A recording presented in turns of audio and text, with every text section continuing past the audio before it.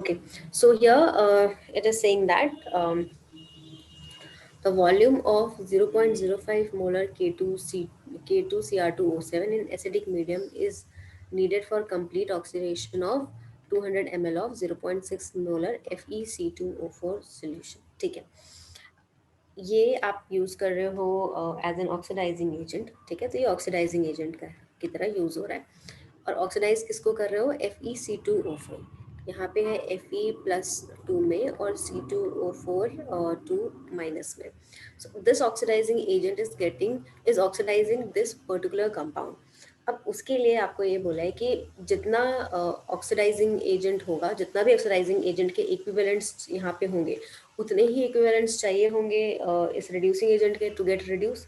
Okay, तो you can simply write down that milli equivalents, क्योंकि हम यहाँ पे मिलीलीटर के रेस्पेक्ट में बात कर रहे हैं तो मिली इक्विवेलेंट्स बोल रहे हैं.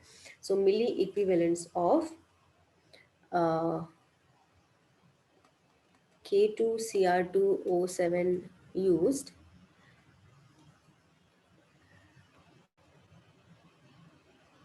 एंड हियर एक टीपीपी छूट गया है क्या? इससे ऊपर भी एक टीपीपी है ना, आई गेस. एक सेकेंड, मैं बताती हूँ. एक second, Varun and Yashika, let me no. इससे पहले भी, हाँ, तभी मैं सोच रही हूँ कि there is two sets and set A. अच्छा, फाइन फाइन, सॉरी. ये सेट 1 डिस्कस कर लिया था हमने. पहले ये करते हैं, फिर लाइक लाइन वाइज चलते हैं. सेट ए डिस्कस हुआ था क्या? नहीं हुआ था ना? अच्छा, sorry sorry. We have to start from here. I started from set B only. ठीक है, Varun and Yashika, set B में जब हम पहुंचेंगे तब मैं क्वेश्चन नंबर 4 बताऊंगी. ठीक है. Okay, question number 1 to question number 5.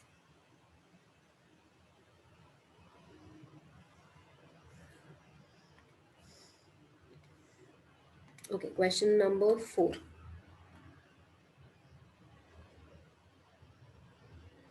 Copy paste. How would I copy paste in OneNote? 1 second.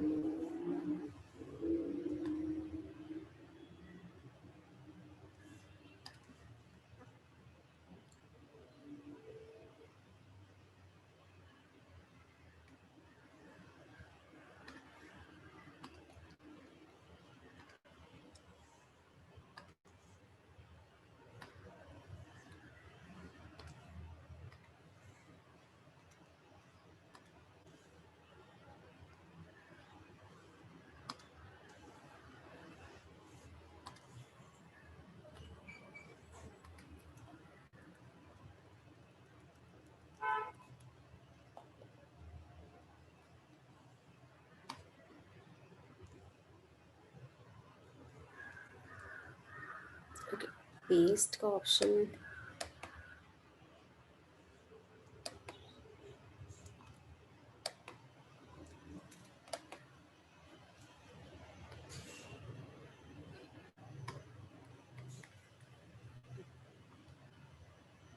Okay, 1 second.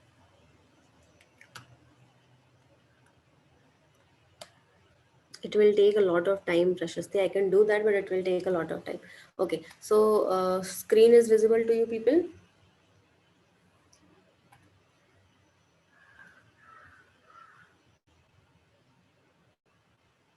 Okay, so question here is saying that you have an element A in a compound ABD has an oxidation number An minus.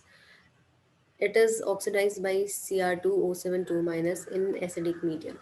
In the experiment, 1.68 into 10 raised power minus 3 mole of K2Cr2O7 were used for 3.36 into 10 raised power minus 3 mole of ABD. The new oxidation number of A after oxidation is. Okay. So it is saying that in the starting, the oxidation number is An minus 1. Okay. So it is oxidized to, let's say, we don't know किसमें oxidize हुआ. तो let's say वो oxidize हुआ A में. Okay. Minus है तो of course oxidise हुआ है तो प्लस में गया होगा, तो हम यहाँ पे लिख देते हैं A प्लस. और कितने नंबर ऑफ इलेक्ट्रॉन्स रिमूव हुए होंगे यहाँ पे, A+N इलेक्ट्रॉन्स। ठीक है, कैसे?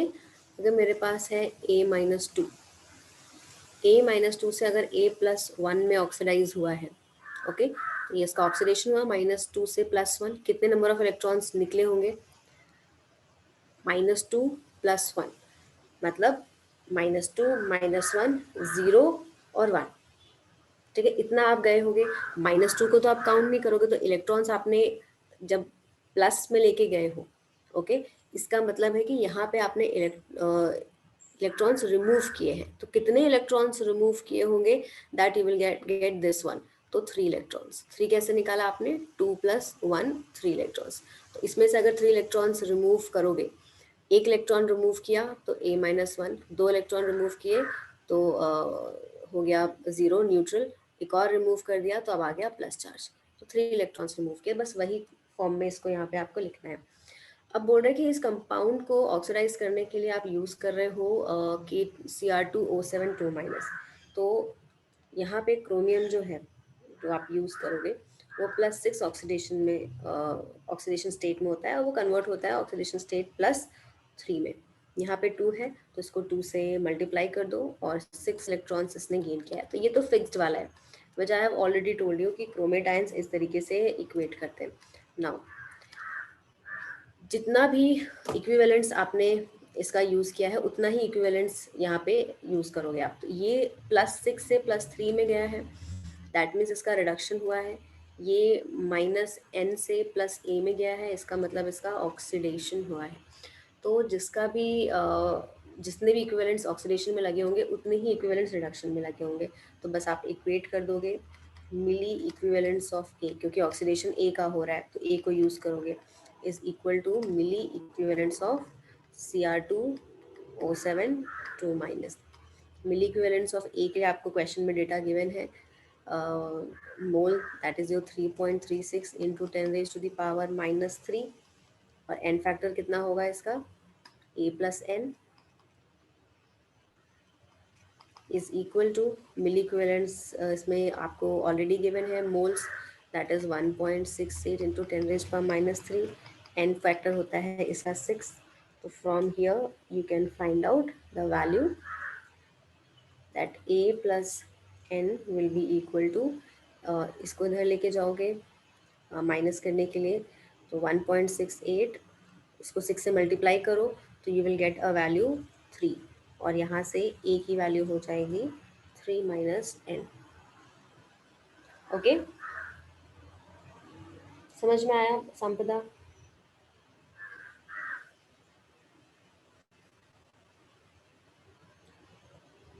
और किसने पूछा था? बस ओके, यशिका आपको समझ में आया?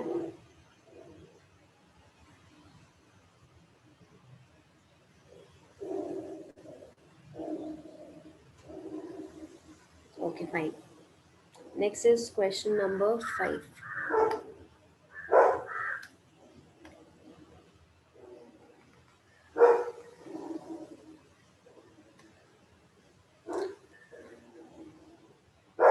Okay, so here we have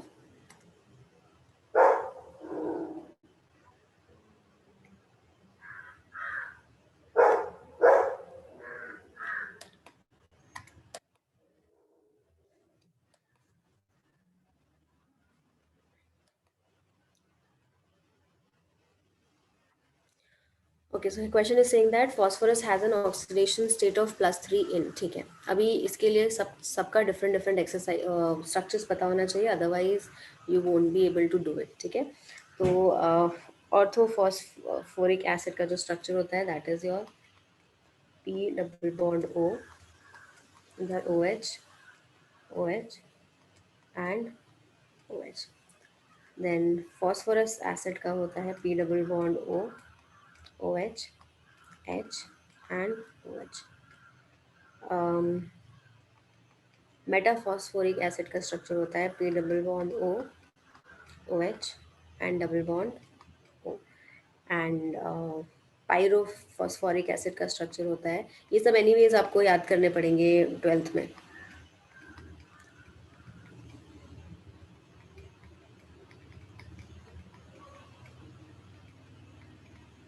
ये आपके डिफरेंट डिफरेंट स्ट्रक्चर्स हो गए इन सारे कंपाउंड्स के। अब आपको ये चेक करना है कि कौन से केस में आपके पास ऑक्सीडेशन स्टेट जो है वो +3 होगा। तो बस फॉर्मूला अगर पता है तो सिंपल सा लगा दो फॉर्मूला। स्क्रीन विजिबल नहीं है क्या? Okay, I am so sorry. Okay, so these are your structures of, first structure is your orthophosphoric acid, this is your metaphosphoric acid, this is your phosphorus acid and this is your pyrophosphoric acid. तो अभी आपको इसी के लिए find out करना है। तो अगर आप सेकंड वाले का चेक करोगे तो यू हैव 1 2 एंड 3 हाइड्रोजन। तो 3 इंटू +1 प्लस फॉस्फोरस का आपको फाइंड आउट करना है, +3 इंटू 3 ऑक्सीजन है 1 2 एंड 3 और ऑक्साइड फॉर्म में है तो हो जाएगा -2 इज इक्वल टू 0। तो यहाँ से x की वैल्यू निकालोगे तो इट विल बी +3। तो आंसर हो जाएगा phosphorous acid.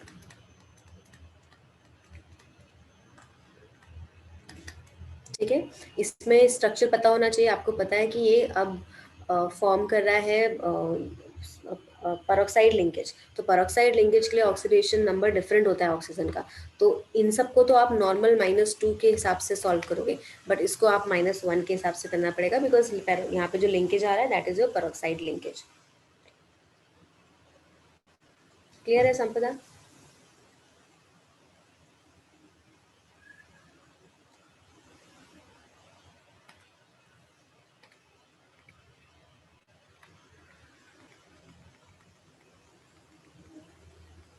Question number 6 to question number 8। Question number 6 to question number 8।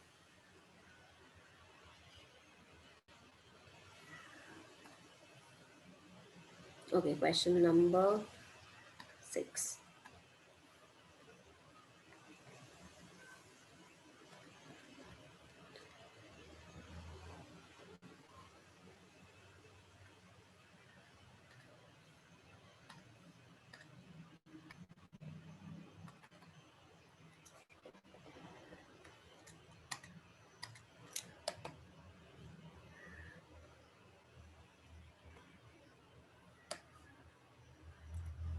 Okay, question number 6 here is saying that what is the value of n in the following equation? Balance करना है बेटा इसको, और तो कुछ नहीं करना, वही आपको n का वैल्यू बता देगा। Okay, you have your chromium and this thing. ठीक है, तो क्रोमियम का सबसे पहले तो आपको ऑक्सीडेशन स्टेट पता होना चाहिए। तो ऑक्सीडेशन स्टेट यहाँ पे फाइंड आउट करो। Here you have CrOH whole 4 minus plus OH minus gives CrO4 2 minus plus H2O plus n number of electrons। ठीक है, यहाँ पे ये ऑक्सीडेशन स्टेट है O4 और इस होल पे माइनस है। ठीक है, तो -4 -1, इसका ऑक्सीडेशन स्टेट हो जाएगा +3। ओके, इसका ऑक्सीडेशन स्टेट तो होता है +6। तो ये ऑक्सीडाइज हो रहा है +3 से +6 में। ओके, तो अगर मुझे यहाँ पे बैलेंस करना है, नंबर ऑफ चार्जेस आप देख लो, +6 से यहाँ पे बैलेंस हो रहा है और एक ही रिएक्शन हो रहा है। ठीक है, ये तो सिर्फ medium, OH minus is acting as an medium only, तो आपको चार्ज बैलेंस करना है। क्रोमियम भी यहाँ पे एक है, क्रोमियम भी इधर एक है, ऑक्सीजन यहाँ पे हो गया 4, ऑक्सीजन यहाँ पे भी 4, इधर एक ऑक्सीजन, यहाँ पे भी एक oxygen. Total hydrogen here is 4 + 1 5, यहाँ पे भी 4 + 2 is 6। Okay, so we have to first balance this OH thing also, but उसकी भी ज़रूरत तो नहीं है। नहीं, यहाँ पे वाटर है। ओके, हाइड्रोजन इज 4 + 1 5, यहाँ पे सिर्फ 2 है।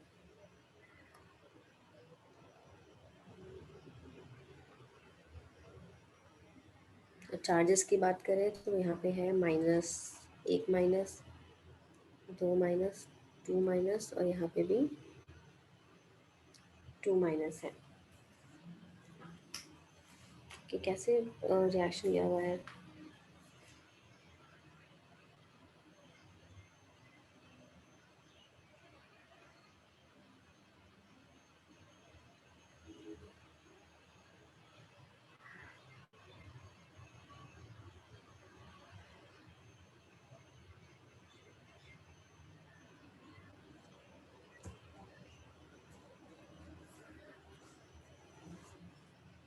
ठीक है, एक सेकेंड। अगर हम नॉर्मली इसको बैलेंस करते हैं तो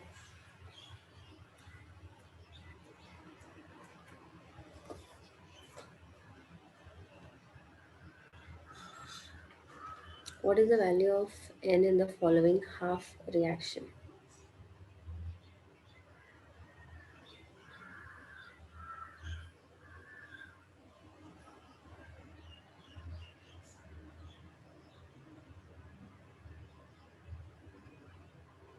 अच्छा ठीक है, कुछ भी और करने की ज़रूरत नहीं है।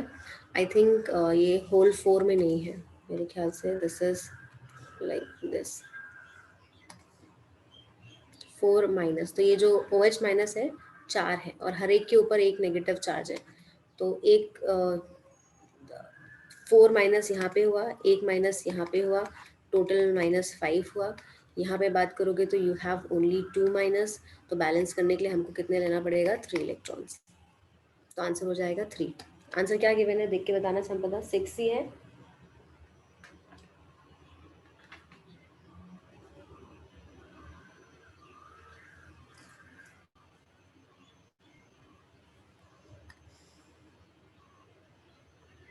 थ्री है ना? हाँ ठीक है। तो दे आर जस्ट एक्चुअली आपको चार्जेस बैलेंस करना है और कुछ भी नहीं करना है इस हाफ रिएक्शन में।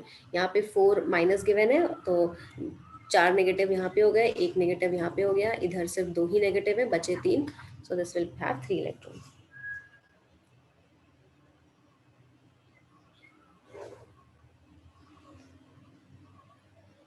ठीक है।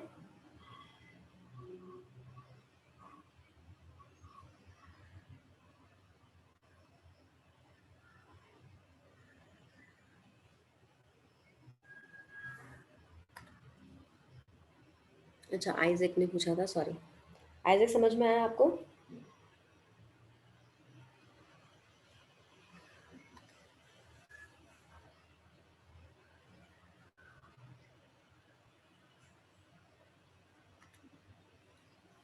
Okay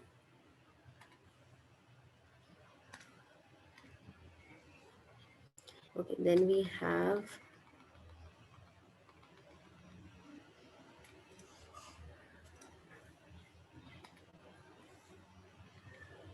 question number 8, 9, question number 8 to 11, question number 8 to question number 11.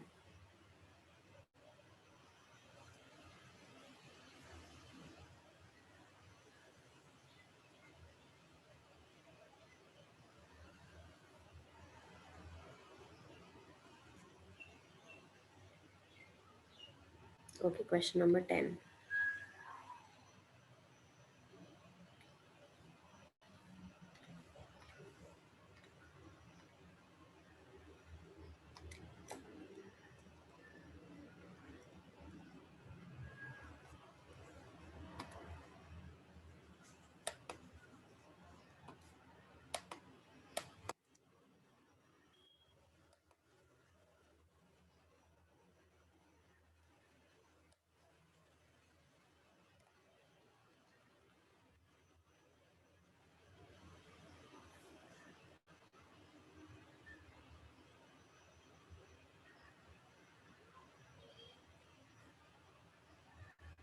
ठीक है, question number 10 is saying that you have 3.92 grams of uh, ammonium sulfate is dissolved in 100 ml of water.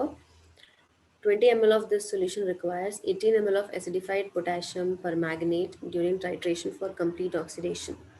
The weight of KMnO4 present in 1 liter of the solution is, okay.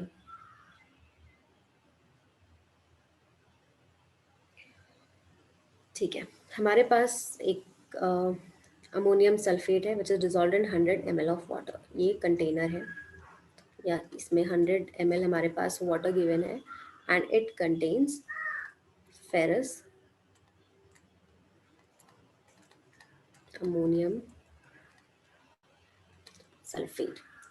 Okay, और उसका मास कितना है? 3.92। 100 ml में हमने mix किया हुआ है।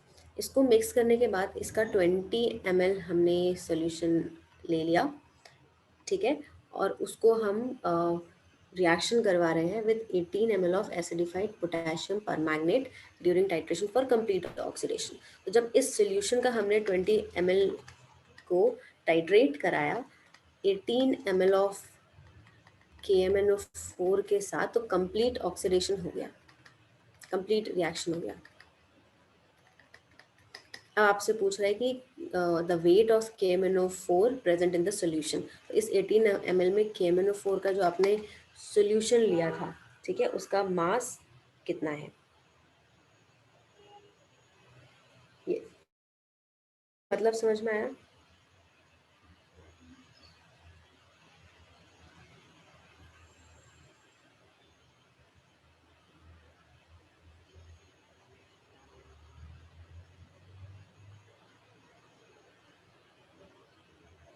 Ma'am वो 18 ml पोटेशियम पर मैग्नेट होगा ना? हाँ, वही तो लिखा है 18 ml ऑफ KMnO4। ओके, हाँ हाँ मैम। KMnO4 का ही 18 ml, ठीक है। अब जो जो चीज़ों की ज़रूरत पड़ेगी इस क्वेश्चन में ऑल टुगेदर, मैं यहाँ से निकाल सकती हूँ N1V1 is equal to N2V2। ये V2 मुझे ऑलरेडी गिवन है, यहाँ पे V1 मुझे ऑलरेडी गिवन है, यहाँ पे मुझे इसका नॉर्मेलिटी निकालना है और इसकी नॉर्मेलिटी मुझे फाइंड आउट करनी है। इसका डेटा गिवन है, मास एंड एवरीथिंग गिवन है, तो वहाँ से हम इसकी नॉर्मेलिटी निकाल सकते हैं। ओके, एंड रेणु का पता है, और बैक टाइट्रेशन से कुछ फर्क नहीं पड़ता है, वो उसका बस नाम अलग अलग कर दिया है, नाम से टाइट्रेशन थोड़ी चेंज हो रहा है। अल्टीमेटली आप बस इसमें से 20 ml यूज करके 18 ml के साथ टाइट्रेट कर रहे हो, नाम से क्वेश्चन नहीं बदल जाएगा। आप कैसा भी, आप ऑक्सीडेशन रिडक्शन टाइट्रेशन ले लो, आप एसिड बेस टाइट्रेशन ले लो, आप बैक टाइट्रेशन ले लो, आप डबल टाइट्रेशन ले लो, बहुत सारे नाम होते हैं, उससे कोई चेंज नहीं आना है। Ultimately equivalents of oxidizing agent will be equal to the equivalents of reducing agent, formula यही यूज करना है। ओके,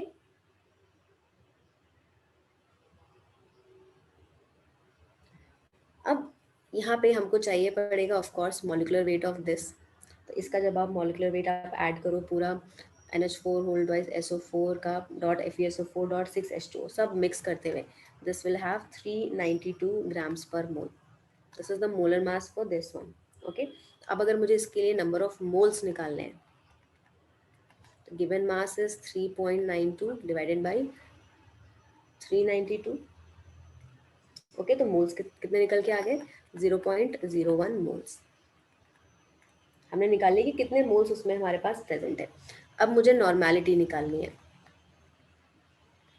मोल्स तो मुझे पता ही था, that is your 0.01 moles normality present in 1 kg of solution. तो आपके पास ये 100 ml है, तो नीचे 100 कर दो, मल्टीप्लाइड बाय 1000, उसको लीटर में कन्वर्ट करने के लिए इसको सॉल्व करोगे, ये सब कैंसिल आउट होके यू विल हैव 0.1 नॉर्मल। समझ में आ रहा है? अब हमको चाहिए एन फैक्टर,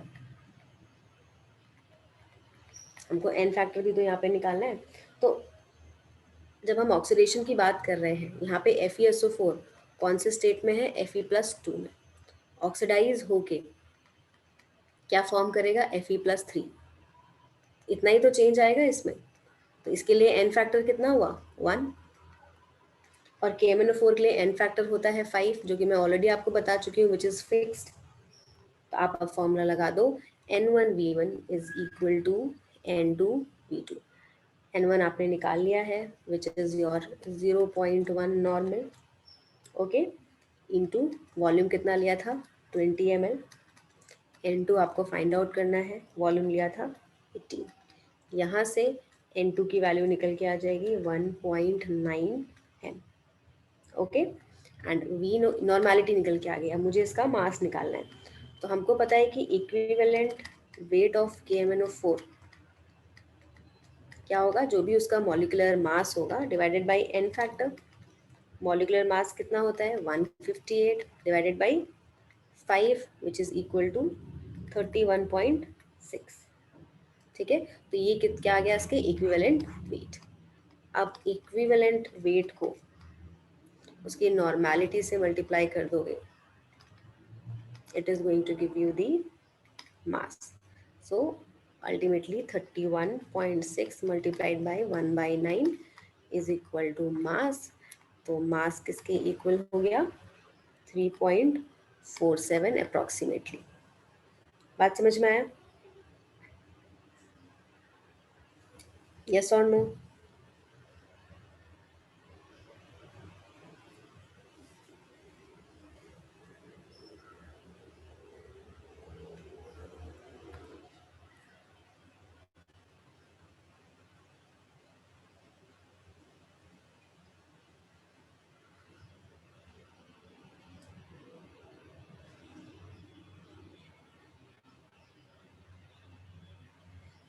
किसने पूछा था? डाउट क्लियर है? Just let me know. Bhavna, Sampada, Dhruv, Yashika, let me know if you got it और नॉट. आप एक क्वेश्चन को बहुत सारे तरीके से भी फाइंड आउट कर सकते हो, ठीक है? ऐसा नहीं कि आप एक ही फॉर्मूला, एक ही तरीका यूज करो. अगर आप सोल्यूशन चेक करोगे तो उसमें शायद डिफरेंट मेथड होगा, but I find like this method very easy. बहुत आसानी से आंसर आ जाता है, तो आई फाइंड दिस. आप बहुत तरीके से क्वेश्चन सॉल्व कर सकते हो. It's all up to you, बस क्वेश्चन समझ में आना चाहिए. मैंने नॉर्मेलिटी से कर लिया, मोलारिटी से भी कर सकते हो for that matter. Okay, fine.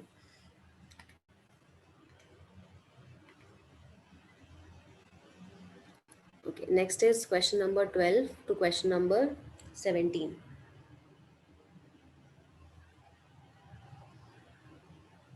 Question number 12 to question number 17.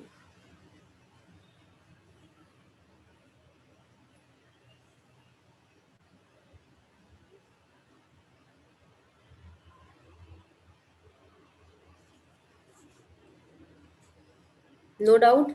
Question number 12 to question number 17.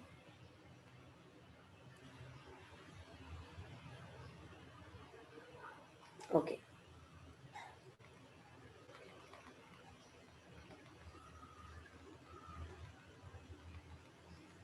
Question number 18 to question number 20.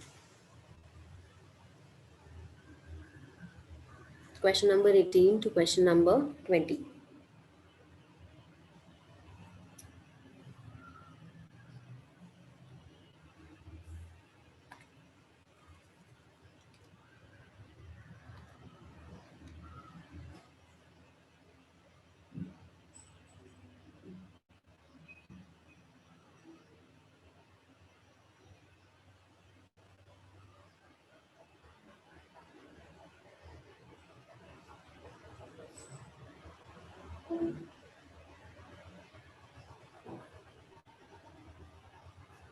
Okay, question number 19. ठीक है, 19 में मैं ये इसी में बता देती हूँ. किसने पूछा है? संपदा. मैं ये पे बता रही हूँ, जगह काफ़ी है, ठीक है? तो I am not copy pasting it because question भी बहुत ईजी है. तो यहाँ पे बोल रहे हैं कि अगर आप SO2 को पास कर रहे हो एसिडिफाइड पोटेशियम डाइक्रोमेट सॉल्यूशन से, सो ऑक्सीडेशन स्टेट जो है S का वो चेंज किधर से किधर हो रहा है. ओके, तो पहले तो SO2 में अगर ये डाइऑक्साइड है, SO2 में इसका ऑक्सीडेशन स्टेट निकालोगे तो +4 हो रहा है, ठीक है? तो डी ऑप्शन तो यहीं से हट गया.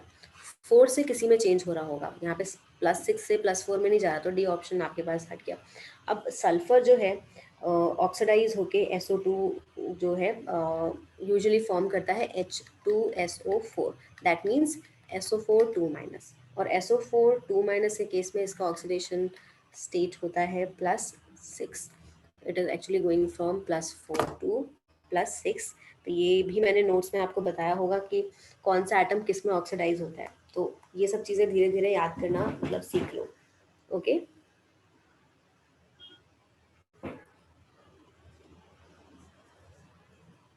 Got it?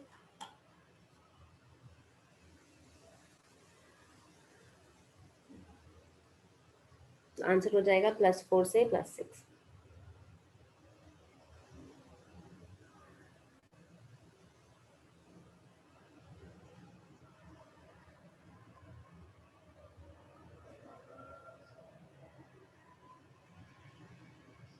Clear Sampada? Let me know. Okay, Question number 21 to question number 25.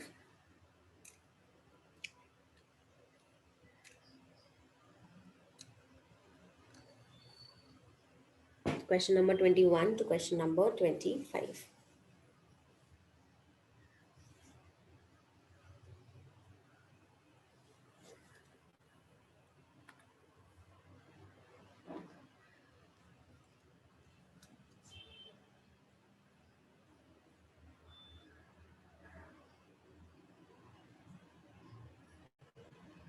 ठीक है, question number 22.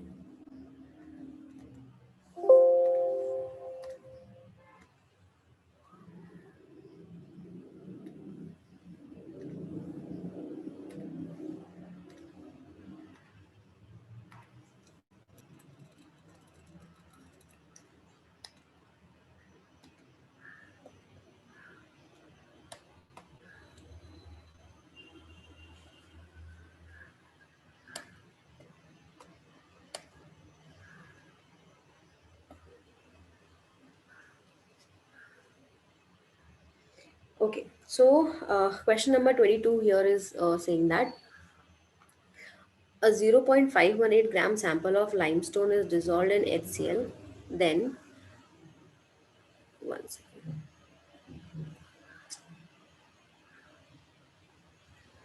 Okay. Then the calcium is precipitated as CaC2O4. After filtering and washing the precipitate, it requires 40 ml of 0.25 normal KMnO4 solution acidified with H2SO4 to titrate it as this reaction. The percentage of CaO present in the sample is. Again, सबसे पहले question को understand करो कि question बोल क्या रहा है. आपने बोला कि आपने एक लाइमस्टोन लिया हुआ है. ओके,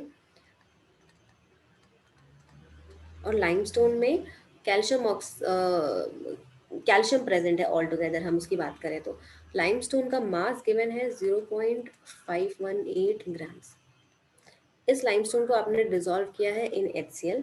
ओके, तो आपने इसको पुट कर दिया एक कंटेनर में जहाँ पे प्रेजेंट है HCl में. HCl में पुट कर दिया तो प्रेसिपिटेट फॉर्म हो गया. प्रेसिपिटेट मतलब पाउडर्ड सब्सटेंस जो इस कंटेनर के बॉटम में आपको डिपॉजिट होते हुए दिखाई देंगे. इधर आपको कुछ प्रेसिपिटेट मिल गया. प्रेसिपिटेट किस चीज़ का मिला? CaC2O4 का. फिर हमने क्या किया, इसको फिल्टर किया, वॉश किया प्रॉपरली, फिल्टर कर दिया. ओके, और ये जो हमको प्रेसिपिटेट फॉर्म हुआ मतलब CaC2O4 को हमने इसको टाइट्रेट किया. देन किसके साथ? KMnO4 के साथ. KMnO4 की मेरे पास सारी डिटेल्स गिवन है. 40 ml वॉल्यूम लिया है और 0.25 नॉर्मल हमने इसकी नॉर्मेलिटी कंसिडर करी है. Okay, solution acidified with H2SO4. Acidic medium में हो रहा है बस. H2SO4 का कुछ खास काम नहीं है, बस बोल रहे हैं कि एसिडिक मीडियम में आप कर रहे हो. जब आप एसिडिक मीडियम में इसका रिएक्शन कर रहे हो तो नीचे आपको इधर रिएक्शन भी गिवन है, किस रिएक्शन के अकॉर्डिंगली फर्दर आप रिएक्शन प्रोसीड कर रहे हो. अब आपको ये बताना है कि CaO जो है इस लाइमस्टोन में कितना CaO का परसेंटेज प्रेजेंट था. ओके, तो इसका मतलब हम टाइट्रेशन कर रहे हैं. ठीक है, तो जो भी आप मिली इक्विवेलेंट्स लोगे MnO4 माइनस के, ओके, जो कि KMnO4 से आए हैं, they will be equal to milli equivalents of C2O4 2 minus. Yes और नो? इतनी बात तो क्लियर है ना, क्योंकि आप टाइट्रेशन कर रहे हो, इसके और इसके बीच में टाइट्रेट कर रहे हो, तो इसके मिली इक्विवेलेंट्स किसके इक्वल होंगे? इसके इक्वल हो जाएंगे. यहाँ पे कोई डाउट तो नहीं है. तो आई कैन राइट डाउन कि मिली इक्विवेलेंट्स ऑफ C2O4 2 माइनस, क्योंकि कैल्शियम की हम यहाँ पे बात नहीं कर रहे हैं, मतलब यही ऑक्सीडाइज रिएक्शन के हिसाब से this is getting converted into CO2. तो milli equivalents of this one will be equal to milli equivalents of KMnO4. Okay, KMnO4 के लिए आपको डेटा गिवन है N1 और V1, और इसके लिए आपको क्या प्रेजेंट है? Precipitated in this one if it requires 40 ml of this thing. ठीक है, तो ये हो गया आपके पास 40 इंटू 0.25. इक्वल किसके इक्वल होगा मुझे नहीं पता, ये जो भी Ca2C2O4 लिया था उसका वेट कितना है वो मुझे नहीं पता, बट टोटल सैंपल इतना था, तो वहाँ पे हम लिख देते हैं W, because I don't know. So given mass divided by your equivalent weight के लिए क्या करते हो आप, जो भी आप वैल्यू निकाल रहे हो यहाँ पे, ठीक है। एक चीज़ और भी डायरेक्टली भी कर सकते हैं, हमको इतना डिटेल वैसा जाने की भी ज़रूरत नहीं है। एक चीज़ और डायरेक्टली कर सकते हैं हम, दैट इज़ योर की 1 सेकेंड।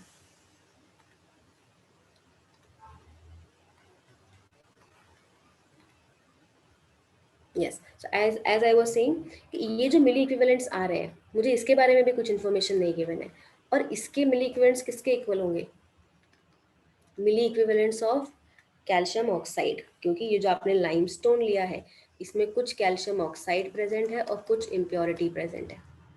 जब आपने HCl के साथ रिएक्शन किया तो कैल्शियम ऑक्साइड HCl के साथ रिएक्शन करके प्रेसिपिटेट आउट हो गया कैल्शियम ऑक्साइड, और ये फॉर्म किया इसने दिस थिंग। इसी को फिर आपने टाइट्रेट किया है KMnO4 के साथ, तो जितना ये आपको मिला है वो किससे मिला होगा, कैल्शियम ऑक्साइड से। तो जो इसके मिली इक्विवेलेंट्स होंगे वही कैल्शियम ऑक्साइड के भी मिली इक्विवेलेंट्स होंगे। तो आप डायरेक्टली भी इसको इक्वेट कर सकते हो, क्योंकि हमको एनीवेज डेटा पता नहीं है कि ये कितना है, तो I can also relate it to milli equivalents of CaO. तो all together milli equivalents of CaO is equal to milli equivalents of this thing KMnO4। अब मुझे वेट नहीं पता CaO का वेट कितना है, और इसका मोलर मास होता है 56। एन फैक्टर होगा कैल्शियम ऑक्साइड का, जो भी अनायन के ऊपर चार्ज होता है वही उसका एन फैक्टर हो जाता है, डिवाइडेड बाई 2। यहाँ से you can find out the value of W। ठीक है, मल्टीप्लाइड बाई 1000 कर दो, बिकॉज आप बात कर रहे हो दिस थिंग लीटर में आपको चेंज करने के लिए। ओके, तो W will be equal to, यहाँ से वैल्यू आ जाएगा। क्लियर है क्वेश्चन नंबर 22। तो जो भी आपके पास यहाँ पे वैल्यू आएगी, मान लेते हैं x आया, तो x को टोटल मास से डिवाइड कर दोगे, दैट इज 0.518, और मल्टीप्लाई कर दो 1000 से, सॉरी 100 से, तो you will get the percentage. Late me no समझ में आया नहीं आया। आइजैक, जोएल समझ में आया तुमको, संपदा, रेणुका?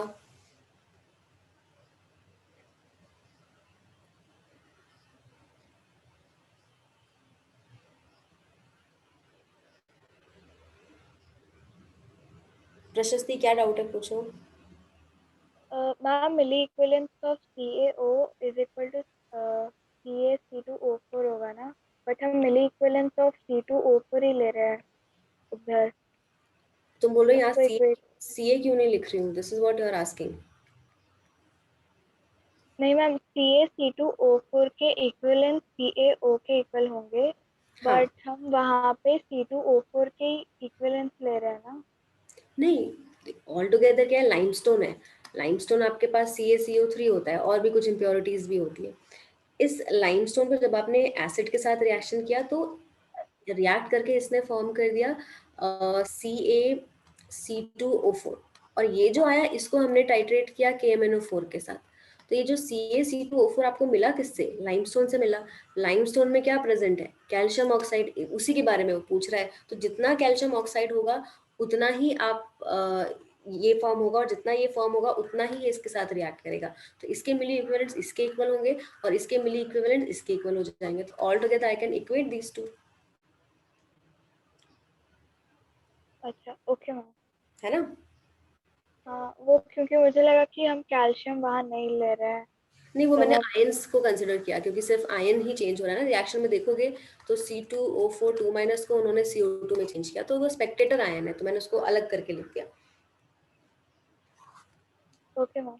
ठीक है, ओके। जयिता, CaCO3 ही होता है लाइमस्टोन, बट यहाँ पे ये CaO ही बोल रहे हैं, तो हमको वही कंसिडर करके चलना पड़ेगा।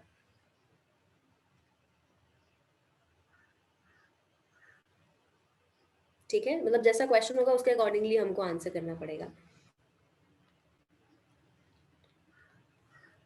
Okay, then we have question number 21।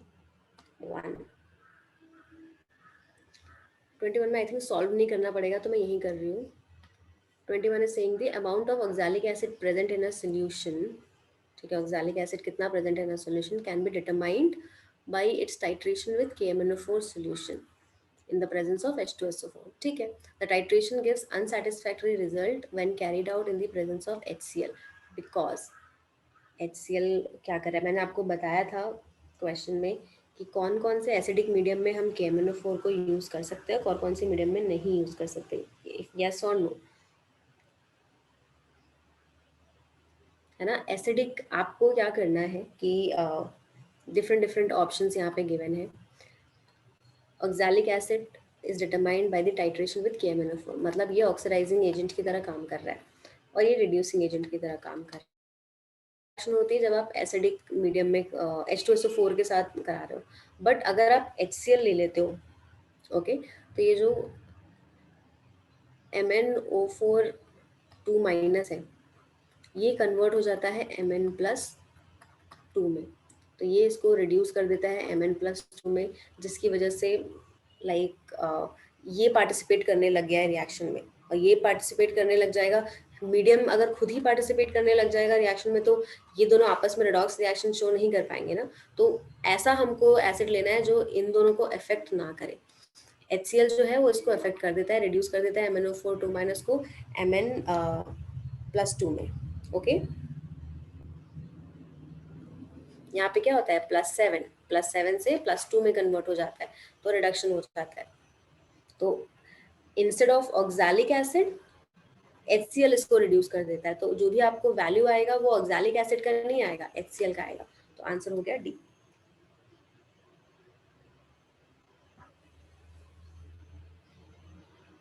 Clear है 21? ध्रुव समझ में आया तुमको?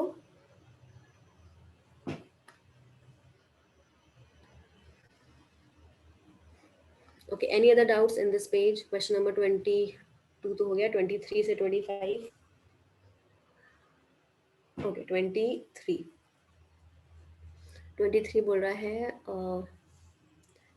ठीक है, 1 सेकेंड।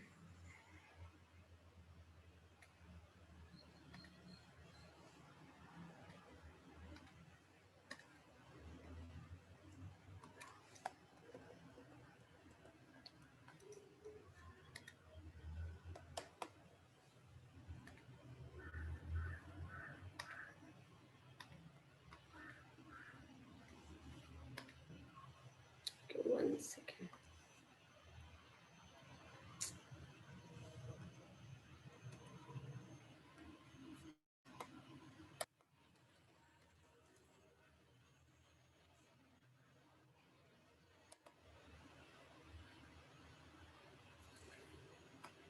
ठीक है, so here we have this question और हमको ब्रोमीन का ऑक्सीडेशन नंबर यहाँ पे फाइंड आउट करना है।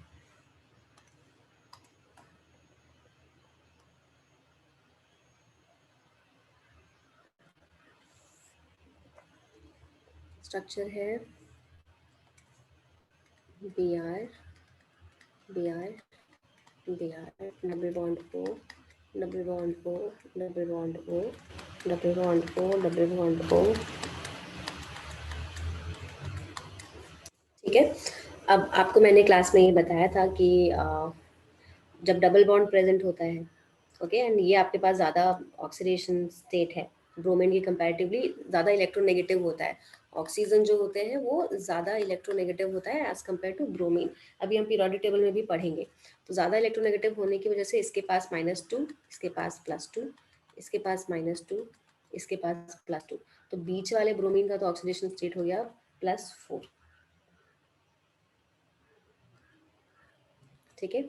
इसकी बात करोगे तो -2 +2 -2 +2 -2 +2, इसका कितना हो गया +6, ओके। यहाँ पे बात करोगे तो -2 +2 -2 +2 -2 एंड +2, इसका भी कितना हो गया +6, तो आंसर हो जाएगा +6 +4 and +6, that is your D.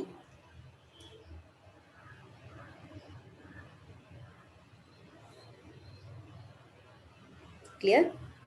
Okay, हमने ब्रोमीन को यहाँ पे क्यों कंसिडर नहीं किया, क्योंकि इस ब्रोमीन का हाइब्रिडाइजेशन भी सेम आएगा, अगर आप हाइब्रिडाइजेशन वाला टर्म इफ यू रिमेम्बर थोड़ा बहुत, और इसका भी हाइब्रिडाइजेशन सेम होगा। आपको बताया था number of bonds plus number of lone pairs. तो इसमें बॉन्ड और पाई मतलब दो बॉन्ड होते हैं तो एक ही कंसिडर करना होता है, 1 2 3 एंड 4, मतलब 4 वैल्यू आ रही है। और इसके लिए सेंटर वाले के लिए चेक करोगे तो भी 1 2 3 एंड 4, 4 ही वैल्यू आ रही है, इसके लिए भी 4 आ रही है। तो ब्रोमीन का इफेक्ट हमने कंसिडर नहीं किया क्योंकि दोनों ही केस में हाइब्रिडाइजेशन सेम है।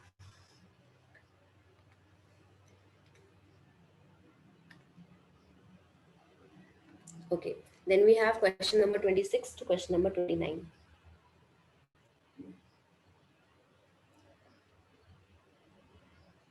Question number 26 to question number 29.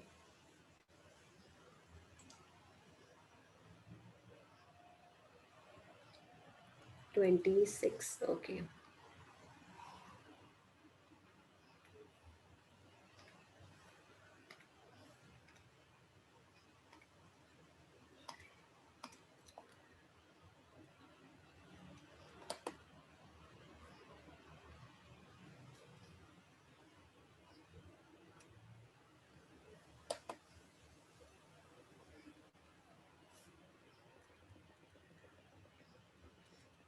Okay, question number 26 is saying that when the ions of Cr2O72 minus acts as an oxidant in acidic aqueous solution, the ion chromium plus 3 is formed. How many moles of Sn plus 2 ion would be oxidized?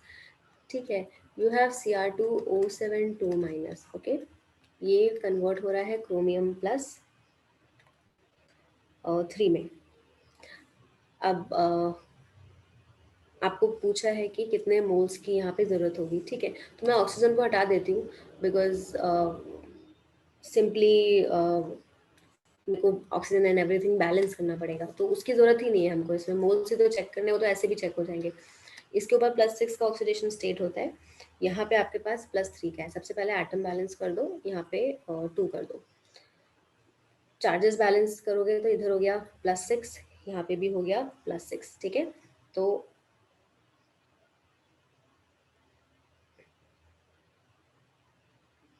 ठीक है, चलो oxygen के साथ करो नहीं तो confusion होगा। Oxygen के साथ बैलेंस करो। So we have here Cr2O72 minus gives chromium +3, और Sn के लिए बोल रहा है कि वो +2 से कन्वर्ट हो रहा है Sn+4 में। तो ऑफ कोर्स यहाँ पे 2 इलेक्ट्रॉन रिलीज हुए हैं तभी Sn इसमें कन्वर्ट हो रहा है। अब इसकी बात करोगे तो रूल के हिसाब से सबसे पहले एटम बैलेंस करो, यहाँ पे 2 हो जाएगा। उसके बाद ऑक्सीजन बैलेंस करो। क्वेश्चन एसिडिक मीडियम में है तो एसिडिक मीडियम में ऑक्सीजन को बैलेंस करने का क्या रूल है? Add the required number of water molecule on the side deficient of oxygen atom. तो यहाँ पे हो जाएगा हमारे पास 7H2O, और इधर 7H2O, तो जितना हाइड्रोजन आपने इधर ऐड किया है उसे डबल, सॉरी जितना वाटर ऐड किया है उसे डबल यहाँ पे दिस थिंग आप ऐड कर दोगे, ठीक है। कंप्लीटली बैलेंस हो गया है। अब आप देखो इलेक्ट्रॉन्स में चार्ज बैलेंस करो। 14 प्लस में है, 2 माइनस में है, दैट मीन्स यहाँ पे 12 प्लस में चार्ज है। इधर आओगे तो +3 है यहाँ पे और 2 है, 3 2 6, +6 में चार्ज है। +12 +6 मतलब यहाँ पे +6 ज़्यादा है, तो this side you will add 6 electrons. तो अब क्वेश्चन बोल रहा है कि how many moles of Sn+2 would be oxidize to Sn+4 by 1 mole of Cr2O72 minus. तो अगर मुझे इलेक्ट्रॉन्स का नंबर सेम करना है, यहाँ पे 6 इलेक्ट्रॉन्स है, यहाँ पे 2 इलेक्ट्रॉन्स है, तो this whole equation will be multiplied by 3। So I will have 3Sn plus 2 gives 3Sn plus 4 plus 6 electrons, ठीक है। तब मैं ऐड करूंगी तो बैलेंस हो जाएगा। तो 1 मोल जो है कितने मोल्स को यहाँ पे ऑक्सीडाइज कर रहा है? क्लियरली आपको दिख रहा है 3 मोल्स, है ना। यहाँ पे 3 मोल्स ही तो इसको ऑक्सीडाइज कर रहा है, ये 1 मोल। दोनों को जब ऐड करोगे तो ऐड करके इक्वेशन को कैसे लिखोगे? 14H plus Cr2O72 minus plus 3Sn plus 2 gives 2 chromium plus 3 plus 7H2O plus 3SN plus 4। तो 1 मोल 3 मोल्स ऑफ टिन को ऑक्सीडाइज कर रहा है। ठीक है, किसने पूछा था? यशिका, समझ में आया? संपदा?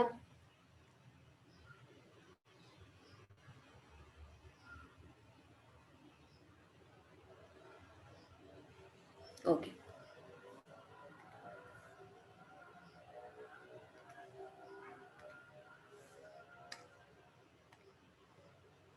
okay, then we have question number 29. Okay,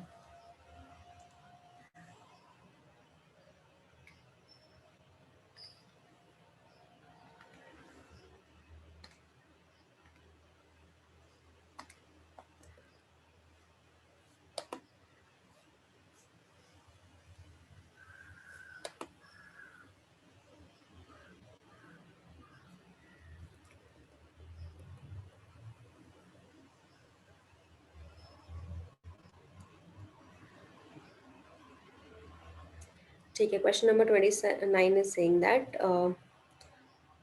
consider the following, consider the reactions, okay, shown below. Which of the following statement is false? ठीक है,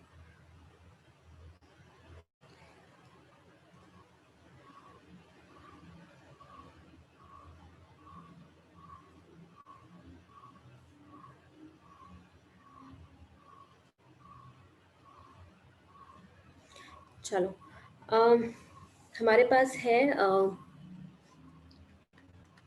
CrO4 2- जो कि X फॉर्म कर रहा है इन AgNO3 के प्रेजेंस में इन एक्वस मीडियम, और H2SO4 के प्रेजेंस में डाइक्रोमेट फॉर्म कर रहा है एक्वस मीडियम में। इसको जब हम फर्दर ट्रीट कर रहे हैं FeSO3 को के साथ इन दी एसिडिक मीडियम, तो क्रोमियम +6 से कन्वर्ट हो गया +3 में, और फिर उसको हमने ट्रीट किया जिंक के साथ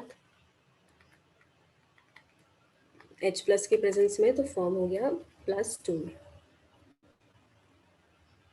ठीक है, यहाँ पे आपके पास आयन फॉर्म हुआ है, that is your chromate ion CrO4 2-। ठीक है, यहाँ पे आपने लिया हुआ है AgNO3। AgNO3 ब्रेक किस किस फॉर्म में होता है? It's break down into Ag+ and NO3-। तो ये जो अनायन है वो इसके प्लस के साथ रिएक्शन कर जाता है। तो आप इधर लिख लो Ag, यहाँ पे कर लिया CrO4। ठीक है, ये इसके ऊपर चार्ज 2 है, इस पे चार्ज 1 है, क्रॉस मल्टीप्लाई कर दो तो जो प्रोडक्ट फॉर्म हो जाएगा वो Ag2CrO4।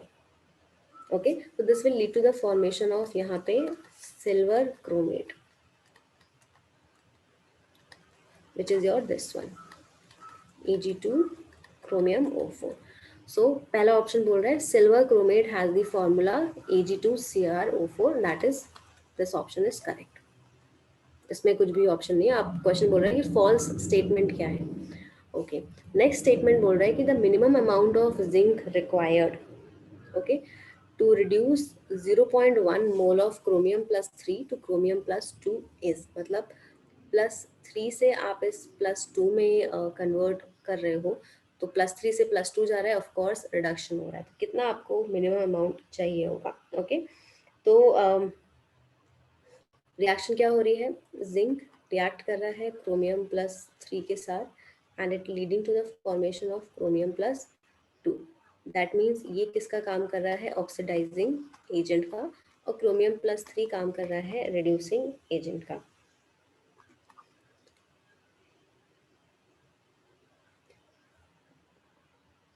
इसका ओके, और इसका मोल्स हमको गिवन है, that is your 0.1 mole. Okay, तो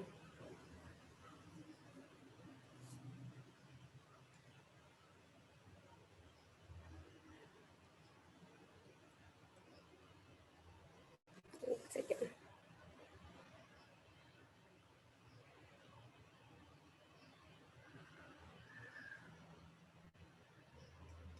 अगर 0.1 मोल को क्रोमियम प्लस 2 में हम कन्वर्ट कर रहे हैं, तो इसके लिए लग रहा है 0.1, तो जिंक तो गिवन ही नहीं है, मिनिमम अमाउंट बोला है।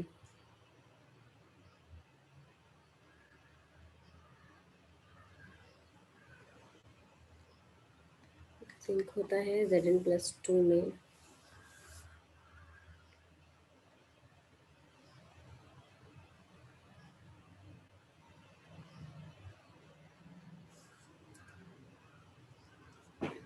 ओके,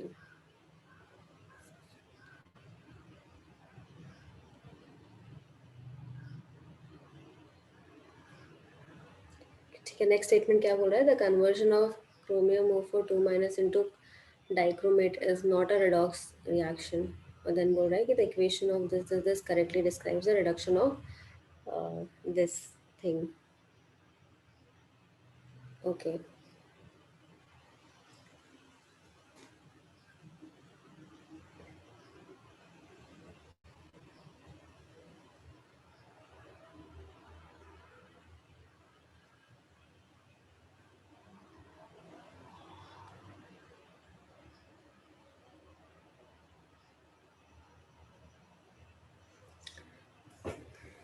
ठीक है। जिंक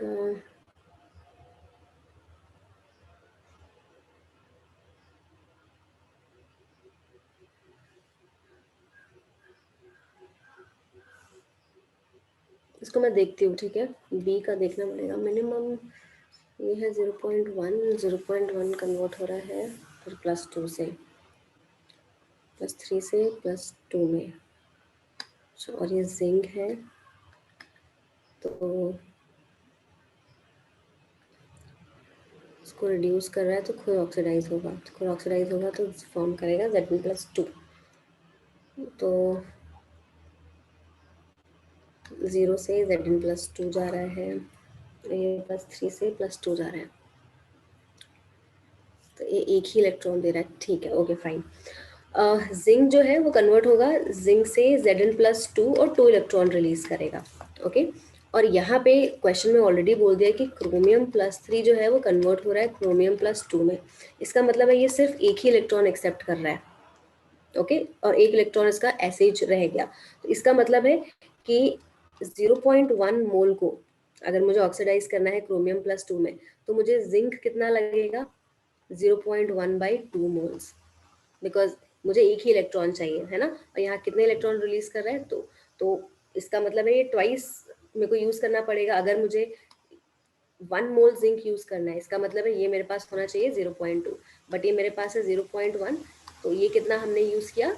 0.1/2, तो 0.2 मोल्स हो जाएगा। अब क्योंकि मास की बात कर रहे हैं, तो 0.1/2 इंटू जिंक का मोलर मास होता है 64.5, इसको मल्टीप्लाई कर दोगे तो 2 3 ज़ा 6, 2 2 ज़ा 4, 32 point this thing multiplied by 0.1, which will be 3.225। और ऑप्शन में क्या बोल रहा है हमको? मास कितना चाहिए जिंक का? 6.54, तो ऑप्शन बी आपका क्या हो जाएगा? फॉल्स। समझ में आया?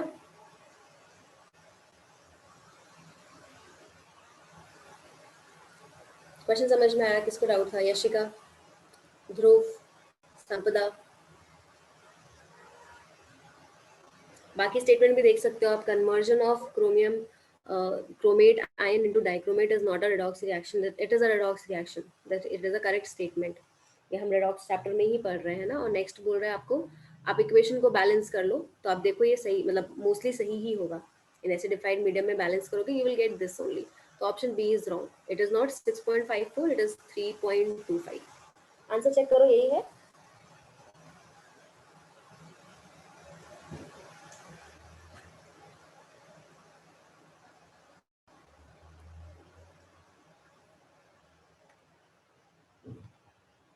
चलो, it's clear, no? Fine.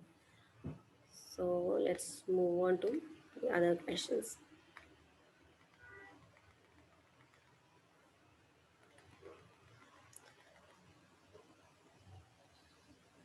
Question number 30 to question number 35. Question number 30 to question number 35.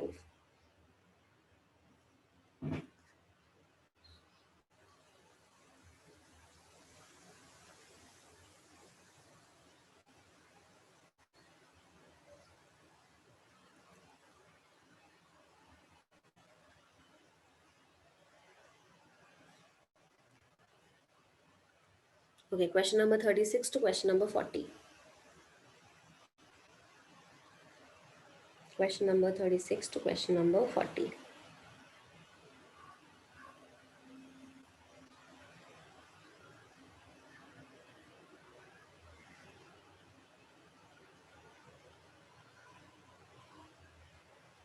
Question number 39. Okay.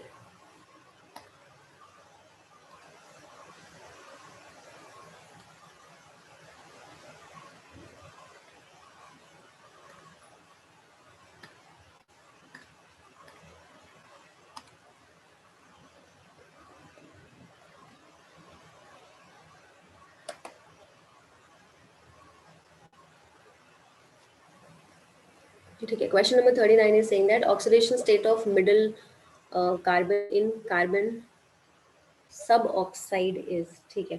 तो कार्बन सब ऑक्साइड का फॉर्म पता होना चाहिए, स्ट्रक्चर कैसा होता है।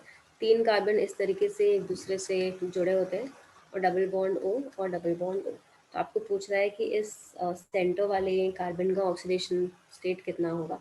ओके, इस कार्बन की बात करें, ये डबल बॉन्ड ओ से जुड़ा हुआ है, ऑक्सीजन ज़्यादा इलेक्ट्रोनेगेटिव होता है, -2 +2 -2 +2। इसका हाइब्रिडाइजेशन और इसका हाइब्रिडाइजेशन निकालोगे तो सेम आएगा। हाइब्रिडाइजेशन अभी बताया, number of bonds plus number of lone pairs. Carbon पे के पास कोई लोन पेयर नहीं है, बॉन्ड आपको वही कंसिडर करना है जो सिंगल बॉन्ड है। तो यहाँ से आप एक बॉन्ड कंसिडर कर लो, यहाँ से एक वैल्यू 2 आई। अब इस कार्बन के लिए काउंट करोगे तो एक ये डबल में से एक ही काउंट करना है, इसकी भी वैल्यू 2 आई। इसके लिए काउंट करोगे 1 एंड 2, इसके लिए भी वैल्यू 2 आई। मतलब ये जो है आपस में इसका कुछ कंट्रीब्यूशन नहीं कर रहे हैं इसके ऑक्सीडेशन स्टेट में। तो सेंटर वाले का ऑक्सीडेशन स्टेट क्या हो जाएगा? 0। आंसर हो जाएगा ए।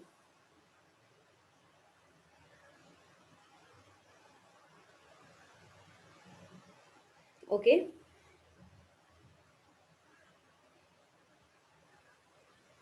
क्लियर है ध्रुव, संपदा?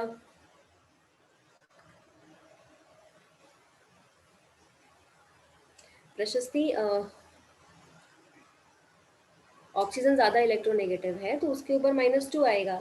ये हमने नोट्स में पढ़ा हुआ है, नोट्स में एक बार पढ़ो जाके। ओके, इधर -2 आएगा तो इधर +2, इधर -2 आएगा तो इधर +2। आपको सेंटर वाले के लिए निकालना है। सेंटर वाला कार्बन से ही जुड़ा हुआ है, किसी और से नहीं जुड़ा हुआ, सिर्फ कार्बन से जुड़ा हुआ है। तो जब आपको रूल लिखवाया था कि जब सेम एटम से जुड़े होते हैं, 2 सेम एटम, तो उसके लिए आप चेक क्या करते हो? हाइब्रिडाइजेशन। और हाइब्रिडाइजेशन चेक करने के लिए मैंने आपको जो हाइब्रिडाइजेशन का डिफरेंस आना चाहिए, तभी आप उसमें कुछ, ये ऑक्सीजन की इलेक्ट्रोनेगेटिविटी अलग है, कार्बन की अलग है, तभी हमने -2 और +2 लिया हुआ है। बट अगर इन दोनों का हाइब्रिडाइजेशन सेम आ जाएगा तो कोई चेंज नहीं आएगा। कोई किसी को आप +1 और +2 या +1 और -1 नहीं दे सकते।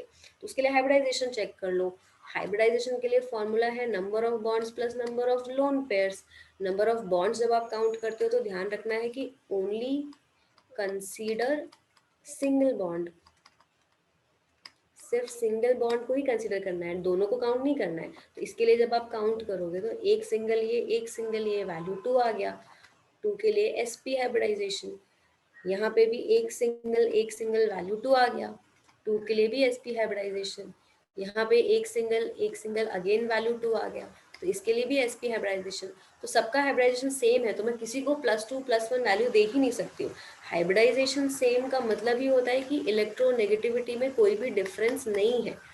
There is no difference in their electronegativity, सब सेम है। ओके, ओ, ये इसका चैनल है बिट्टू का, वहाँ क्लियर है? ये लीजिए।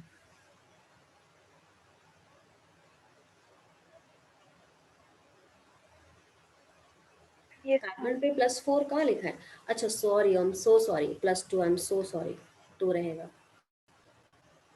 सॉरी, +2 रहेगा।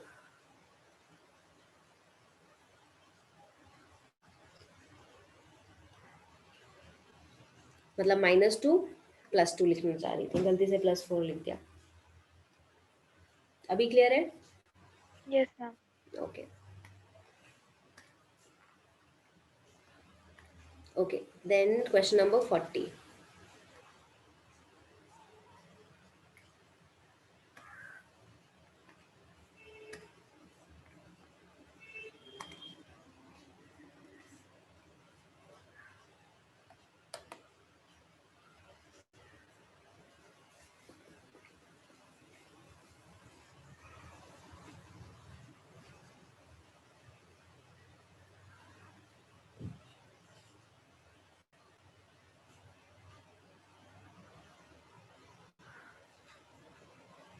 Question number 40 is saying that the weight of hypo, that is Na2S2O3.5H2O, required to make 100 centimeter cube of 0.2 normal solution for use in the reaction, this will be।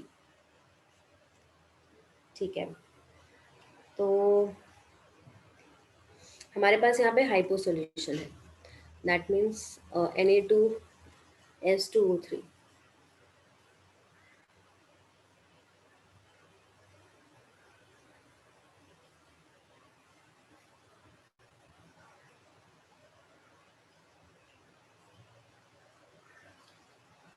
ठीक है, तो S2O3 2- ये आपको क्या देगा, कौन से आयंस देने वाला है, Na+ और S2O3 2-, तो 2Na होगा, तो चार्जेस बैलेंस रहेंगे। इसी तरीके से आपने इनको ज्वाइन करके फॉर्म किया है। तो एक्चुअली हाइपो सॉल्यूशन जो है वो कन्वर्ट होता है S4O6 2- में, जो कि हमने कई इलेक्ट्रॉन्स में, मतलब कई रिएक्शंस में, नोट्स में देखा होगा। इसको बैलेंस कर दो और यहाँ पे 2 इलेक्ट्रॉन्स हो जाएगा, सारा हमने चार्जेस बैलेंस कर दिया।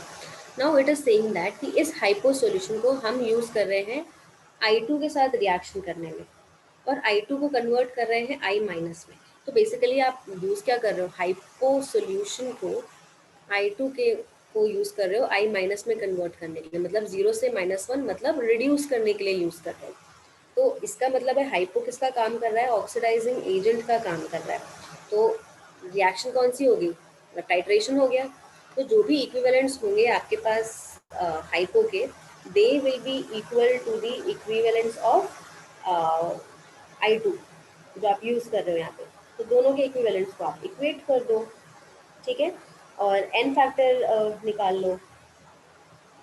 हम लिख देंगे equivalents of Na2S2O3.5H2O will be equal to equivalence of I2, जो भी आप यहाँ पे यूज कर रहे हो।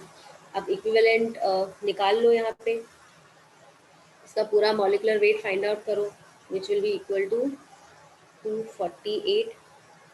ओके, उसको डिवाइड करोगे इसके एन फैक्टर से। तो हाइपो के लिए आपको यहाँ पे चेक करना है कि एन फैक्टर कितना आ रहा है, ठीक है। तो एन फैक्टर कैलकुलेट करोगे, मैं ऑलरेडी बता चुकी हूँ सब क्लास में, एन फैक्टर किसका इसका होता है 1। तो यहाँ से आपने इक्विवेलेंट वेट निकाल लिया। इसका इक्विवेलेंट वेट जो यूज कर रहे हो आप, it is equal to 248 grams. Okay, question में बोल रहा है require to make 1000 centimetre, sorry 100 centimetre cube of 0.2 normal solution. Okay, तो अगर 100 centimetre cube 0.2 normal solution form कर रहा है, तो हम हमेशा जो है वो 1000 के लिए निकालते हैं ना, लीटर के लिए निकालते हैं। तो 1000 सेंटीमीटर क्यूब में कितना हो जाएगा, 0.2 डिवाइडेड बाई 100 इंटू 1000। ओके, सो जो भी इसकी वैल्यू आएगी, अब क्योंकि क्वेश्चन में बोल रहा है कि वेट चाहिए, तो इतना नॉर्मेलिटी हो जाएगा हाइपो का, मल्टीप्लाई कर दो किसके साथ, इसके मॉलिकुलर वेट के साथ, विच इज योर 248, तो ग्राम्स आ जाएगा आपके पास। सिंपल था। Okay,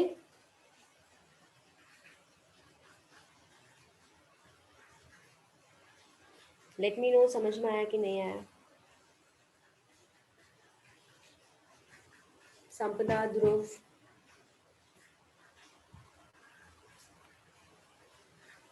Renuka,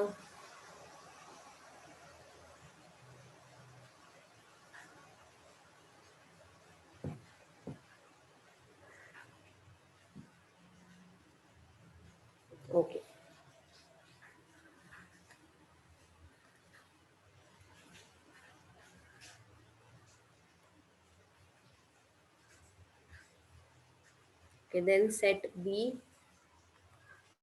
question number 1 to question number 6.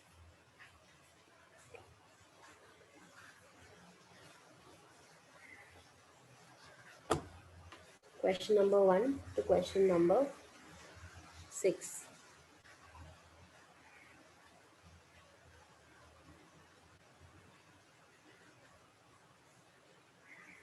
Okay, question number 6.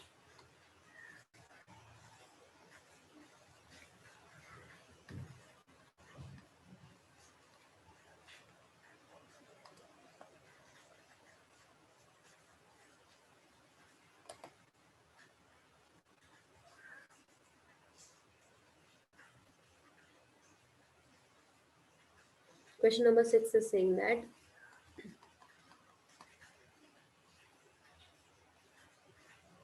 if equal volumes of 1 molar KMnO4 and 1 molar K2Cr2O7 solution are used to oxidize plus iron plus 2 in acidic medium, then Fe plus 2 will be oxidized.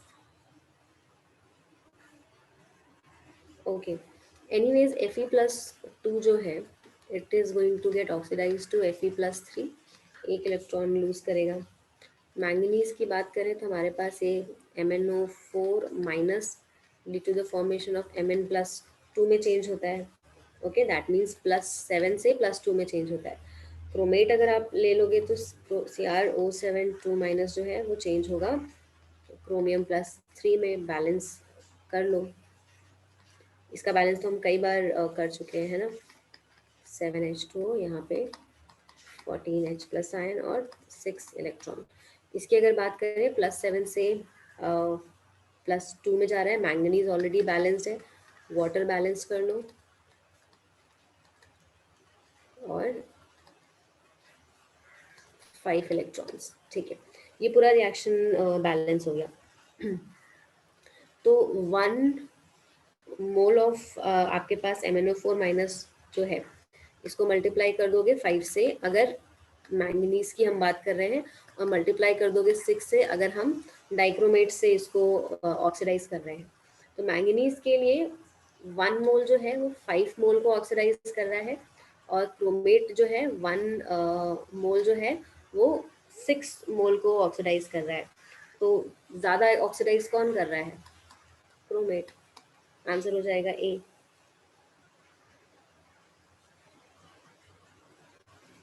Okay संपदा.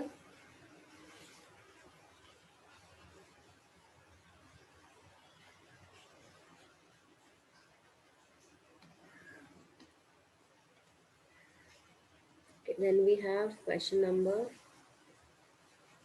3.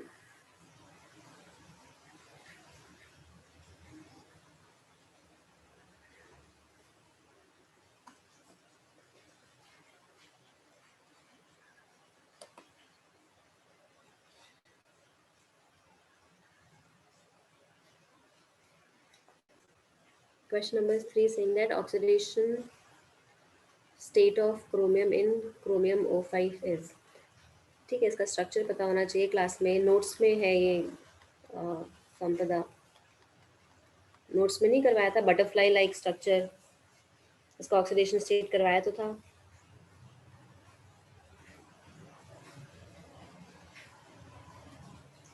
और exceptions में करवा के ये भी बताया था कि like it is quite important for exam point of view. Third किसने पूछा है? ध्रुव. सॉरी ध्रुव. सॉरी संपदा. ध्रुव क्लास में नहीं करवाया था ये? आपको बताया था इसका स्ट्रक्चर और examples of oxidation number exception में करवाया था. इसके ऊपर -2 होगा, इसके ऊपर +2 होगा. अब क्योंकि ये परऑक्साइड लिंकेज में है तो यहाँ -1. ओके, इधर +1, इस पे -1, +1, इस पे -1, +1, इस पे -1 और +1. टोटल कितना ऐड हो गया? 1 2 3 4 5 6. ऑक्सीडेशन स्टेट होगा +6. और फॉर्मूला लगाते हैं अगर आप x - 10 = 0. वैल्यू कितनी आ रही होती? +10. अब 10 देखो ऑप्शन में गिवन भी है, तो आपको कंफ्यूज करने के लिए आप तो फटाक से आंसर ए मार्क कर दोगे. तो आपको बताया था कि अगर किसी का भी 8 से ऊपर ऑक्सीडेशन स्टेट शो हो रहा है, इसका मतलब है कि वो गलत है. इसका मतलब उसका स्ट्रक्चर से आपको जाना पड़ेगा, और स्ट्रक्चर इसका इस तरीके का होता है, which is your butterfly shape.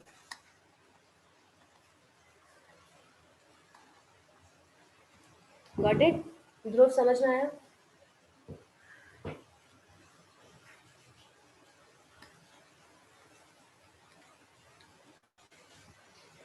Okay, then question number 5th. Okay.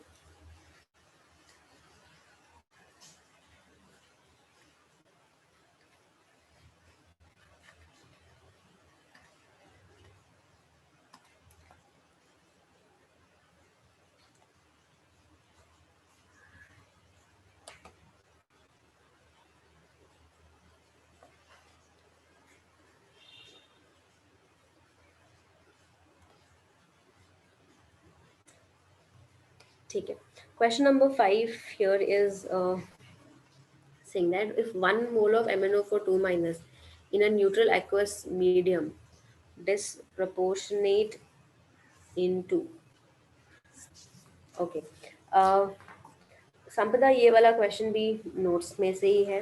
Notes में आपको मैंने आप मैंगनीज की अगर आप बात करो तो मैंगनीज और मतलब डाइक्रोमेट और पोटेशियम परमैंगनेट दोनों के ही केस के लिए मैंने आपको बताया था कि एसिडिक और बेसिक मीडियम में वो कौन कौन से फॉर्म में जाते हैं, और अगर न्यूट्रल मीडियम है तो कौन से फॉर्म में कन्वर्ट होगा।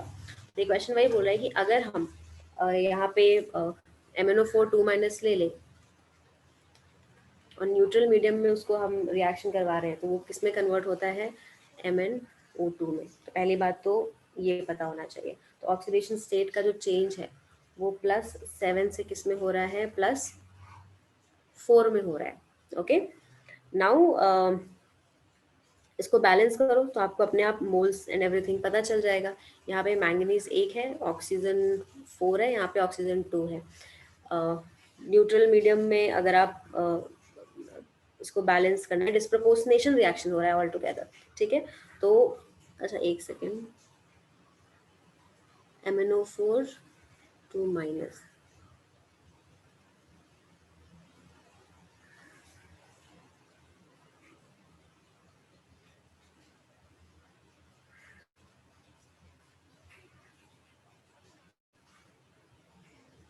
ओके, ठीक है। ये 2 माइनस है ना, इसका मतलब है यहाँ पे K2 रहा होगा, तो ये +7 नहीं होगा। एक सेकेंड, वैसे तो पोटेशियम की जरूरत नहीं है। इसका ऑक्सीडेशन स्टेट किसके इक्वल हो जाएगा? x minus 4 × 8 is equal to -2, that means x is equal to +6, ठीक है। +6 से चेंज हो रहा है किसमें? +4 में चेंज हो रहा है, और क्वेश्चन बोल दिया कि डिस्प्रपोर्शनेशन हो रहा है, मतलब ये तो फॉर्म हो ही रहा है। +6 से +4, दैट मीन्स इसका हो गया रिडक्शन। तो अब अगर मुझे चेंज करना है, इसका ऑक्सीडेशन करना है, तो Mn एक ही दूसरा फॉर्म कर सकता है, दैट इज MnO4-, जिस केस में इसका ऑक्सीडेशन स्टेट होता है +7। +8 तो ऑक्सीडेशन स्टेट जाएगा नहीं, +6 से सिर्फ एक ही जा सकता है, दैट इज योर +7। तो this is your disproportionation reaction. अब इसको आपको क्या करना है? इस रिएक्शन को बैलेंस कर देना है। सो बैलेंस करने के लिए बेसिक मीडियम कंसिडर करो। अगर कुछ न्यूट्रल मीडियम यहाँ पे गिवन है तो आप इसको लेके चलो कि आपको बेसिक मीडियम में ही कंसिडर करना है, या फिर एसिडिक मीडियम में। ठीक है, बैलेंस कर लो। यहाँ पे हो जाएगा दिस इज दिस थिंग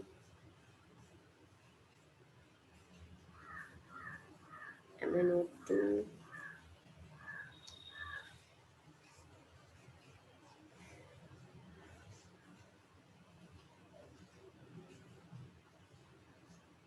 ठीक है। मैंगनीज ऑलरेडी बैलेंस है, यहाँ पे 4 ऑक्सीजन है, और here we have 4 + 2, that means 6 oxygen है हमारे पास। 2 ऑक्सीजन एक्स्ट्रा है।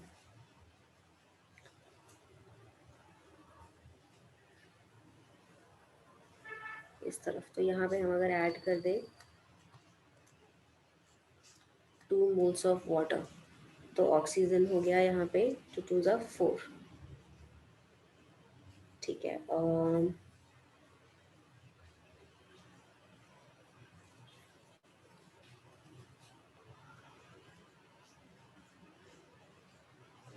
आंसर क्या गिवन है इसका एक बार बताना।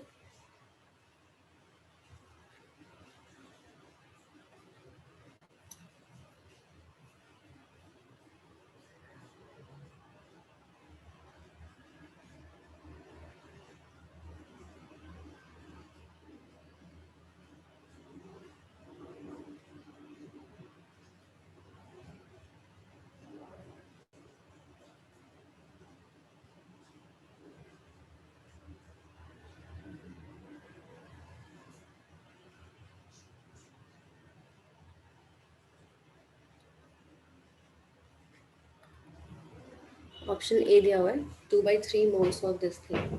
ओके,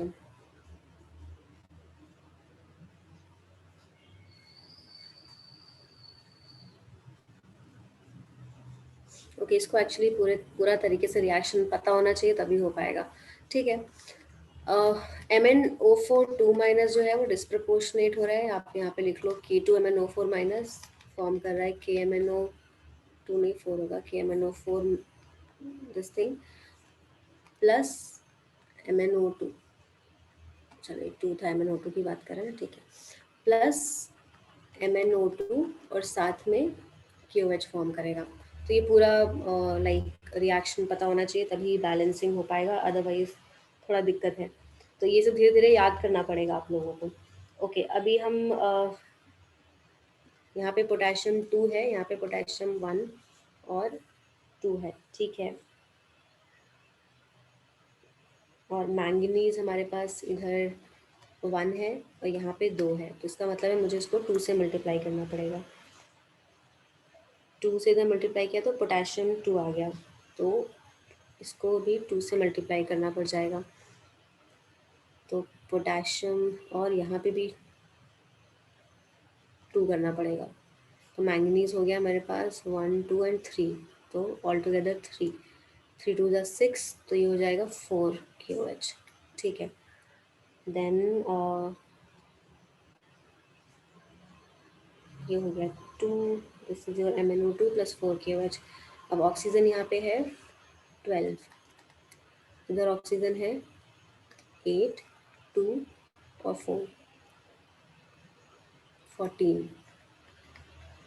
दो ऑक्सीजन यहाँ पे कम है, तो इधर हम ऐड कर देते हैं वाटर 2H2O, तो हाइड्रोजन भी बैलेंस हो गया। ठीक है। So this is how you have to like balance this chemical equation, और इसके बाद ही आप पता कर सकते हो कि क्या लगेगा। अब क्वेश्चन बोल रहा है कि 1 मोल ऑफ MnO4 2-, इसका 1 मोल अगर हम ले लेंगे in a neutral medium disproportionate into, तो 3 मोल्स जो है वो 2 मोल्स ऑफ KMnO4 दे रहा है। दैट मीन्स 1 मोल कितना देगा 2/3।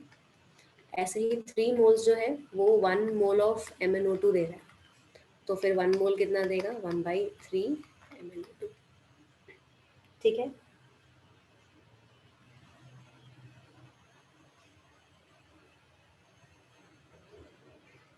बेसिक नहीं, न्यूट्रल मीडियम में ही आपको बैलेंस करना पड़ेगा ना बेटा, बिकॉज उन्होंने बोल दिया है न्यूट्रल मीडियम है, तो आप बेसिक और एसिडिक मीडियम नहीं ले सकते अभी।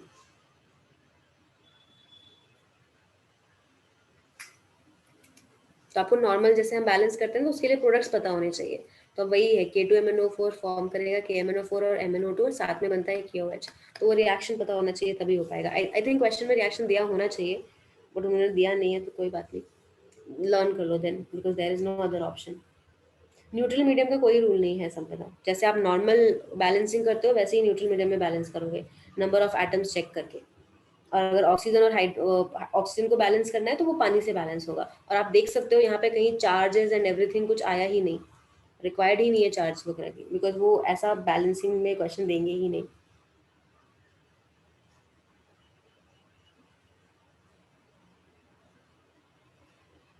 Okay,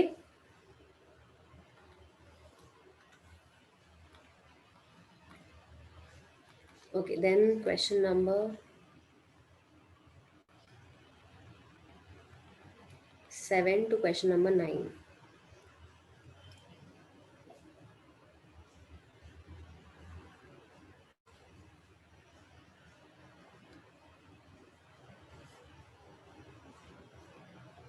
okay, question number 9.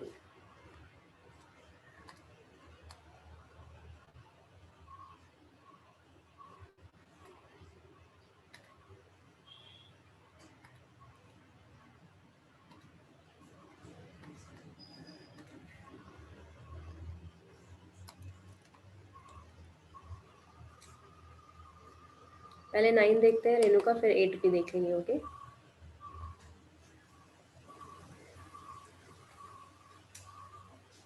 Okay, question number 9 is saying that 3 mole of mixture of FeSO4 and Fe2SO4 whole thrice required 10 ml of 2 molar KMnO4 solution in acidic medium. Hence, mole fraction of FeSO4 mixture is. Okay, तो हमारे पास यहाँ पे mixture of compounds है. एक तो है FeSO4 और साथ में है Fe2SO4 होल थ्राइस. ओके, इसमें आयरन के ऊपर ऑक्सीडेशन स्टेट है +2 और इस पे ऑक्सीडेशन स्टेट है +3. तो आप यूज़ कर रहे हो KMnO4 टू ऑक्सीडाइज. यहाँ पे आपने KMnO4 का यूज़ किया है ऑक्सीडाइज करने के लिए. +2 आयरन +2 जो है वो फर्दर ऑक्सीडाइज हो सकता है Fe+3 में, बट Fe+3 फर्दर ऑक्सीडाइज नहीं हो सकता बिकॉज वो ऑलरेडी अपने हाईएस्ट ऑक्सीडेशन स्टेट में है. आपको मैं ये चीज़ एक क्वेश्चन में एक्सप्लेन भी कर चुकी हूँ कि Fe+3 अब फर्दर ऑक्सीडाइज नहीं होगा बिकॉज Fe+3 से +4 नहीं बनता, +5 नहीं बनता, दैट इज नॉट पॉसिबल. तो ऑक्सीडेशन जो हो रहा है वो किसका हो रहा है, सिर्फ और सिर्फ FeSO4 का. ठीक है, तो इसके लिए जो रिएक्शन आप यूज़ करोगे that is going to be FeSO4 reaction करेगा KMnO4 के साथ to give you K2SO4 plus MnSO4 plus Fe2SO4 whole thrice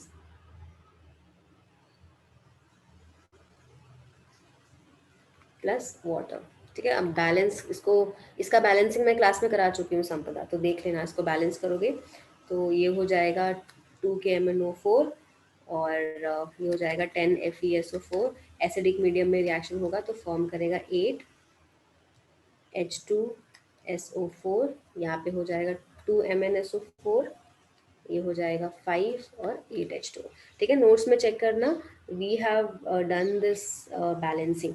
okay, अब जो भी इक्विवेलेंट, अब आप इसको टाइट्रेशन टाइप का ही तो हो रहा है, तो ये तो रिएक्ट कर नहीं रहा, तो इसको तो आप भूल ही जाओ. तो सिर्फ ये ही रिएक्ट कर रहा है, तो इसके इक्विवेलेंट्स जो भी होंगे, equivalents of FeSO4 will be equal to equivalents of KMnO4. इसके इक्विवेलेंट्स आप क्या कर दोगे, इक्वेट कर दोगे.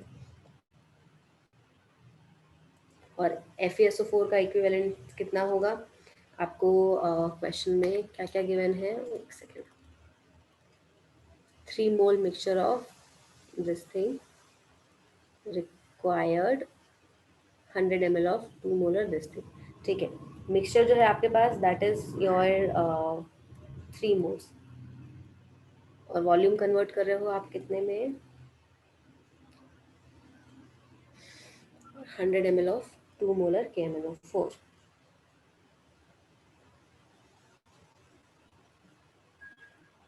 ठीक है, तो इक्विवेलेंट्स ऑफ FeSO4 आपको पता है कि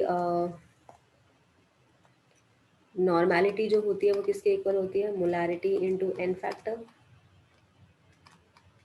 ओके, तो क्वेश्चन में आपको गिवन है यहाँ पे मिली इक्विवेलेंट्स ऑफ FeSO4, इसका मोलैरिटी इनटू n फैक्टर हो जाएगा. Molarity is 2 normality into n factor. इससे आपने मोलैरिटी निकाल लिया. क्वेश्चन में क्या गिवन है, एक सेकेंड. 2 मोलर गिवन है, हाँ ठीक है. तो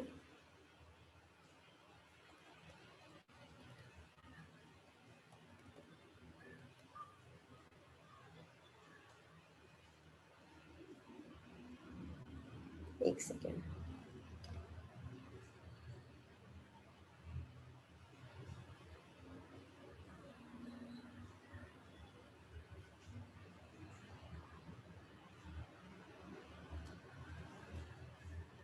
ठीक है, नॉर्मेलिटी होता है molarity into n factor, okay. और यहाँ पे आप लिखोगे नॉर्मेलिटी इंटू एन फैक्टर के साथ मल्टीप्लाई करोगे तो you will get your equivalence of KMnO4, ठीक है। एसिडिक मीडियम में उसका एन फैक्टर होता है 5। नॉर्मेलिटी अगर निकालोगे आप तो नॉर्मेलिटी विल बी, मोलारिटी है आपके पास 2 और KMnO4 के है 2/5, तो वैल्यू आ गई 2। इक्विवेलेंस ऑफ FeSO4 आ गया 2। ये फॉर्मूला गलत लिख रहे हैं क्या? मोल्स इंटू एन फैक्टर होता है, एन इंटू वॉल्यूम होगा। एक सेकंड देखो इसमें क्या गड़बड़ हो रहा है।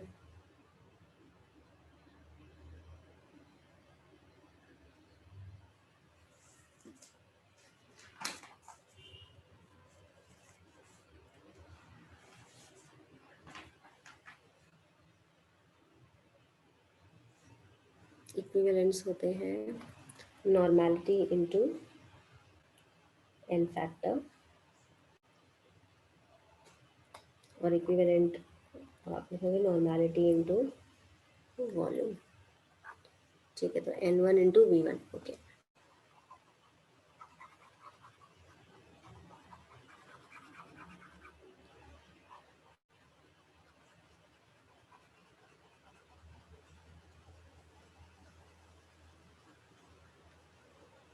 फाइन, इक्विवेलेंस ऑफ मुझे निकालने हैं KMnO4, ठीक है। तो इक्विवेलेंस किसके इक्वल होता है?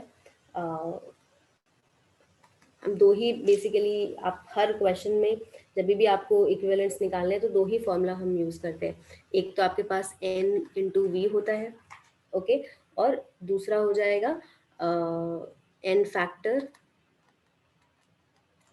Into M। ये हो गया नॉर्मेलिटी के लिए। अगर नॉर्मेलिटी निकालना है तो हम लिखते हैं N फैक्टर इंटू M, और इक्विवेलेंस का फॉर्मूला क्या होता है? N factor into moles, okay. तो इन्हीं दो फॉर्मूला को आपको इक्वेट करके हमेशा निकालना है, और equivalence also equal to N into V। तो ये ही दो फॉर्मूले हमको इक्विवेलेंस के लिए यूज करने हैं यहाँ पे। तो यहाँ पे हो गया नॉर्मेलिटी, यहाँ पे हो गया वॉल्यूम। अब क्योंकि मुझे नॉर्मेलिटी क्वेश्चन में नहीं गिवन है, बट क्या गिवन है? मोलैरिटी। तो मोलैरिटी नॉर्मेलिटी किसके इक्वल हो जाएगा? Molarity that is 2 into, by using this formula, n factor is 5 for KMnO4, और वॉल्यूम जो है आप उसको कन्वर्ट कर लो, मिलीलीटर में गिवन है तो उसको हमें लीटर में 100 गिवन है शायद, तो 100 से आप मल्टीप्लाई कर दो। You will have 5 to the 10, that means total आ जाएगा 1000। ये किसके इक्वल है? Equivalence of FeSO4। तो अब बैलेंस, अब रिएक्शन में देखो कि अगर हम 2 मोल्स कंसिडर कर रहे हैं तो FeSO4 कितना आ रहा है? 10।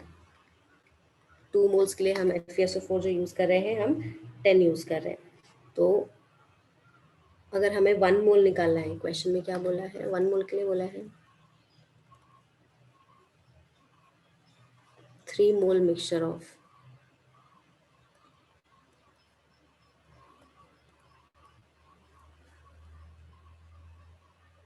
टू मोल्स के लिए 10 लग रहा है, तो 3 मोल्स के लिए लगेगा 10/2 इंटू 3, बट 3 मोल मिक्सचर का है, okay.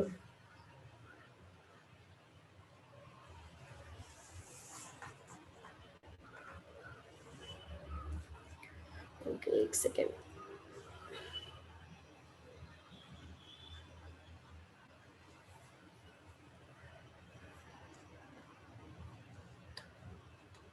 Equivalence of FeSO4 is equal to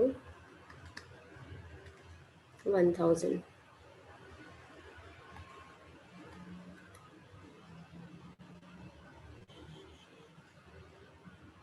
ये मिली इक्विवेलेंस होगा, तो इक्विवेलेंस कितना आ जाएगा?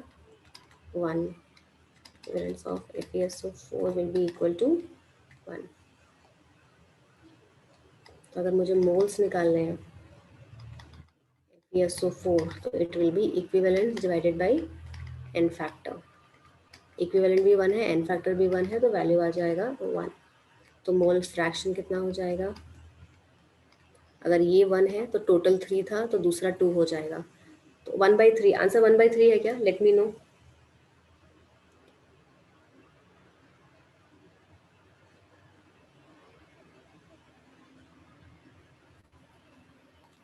लेट मी नो आंसर 1.3 है क्या?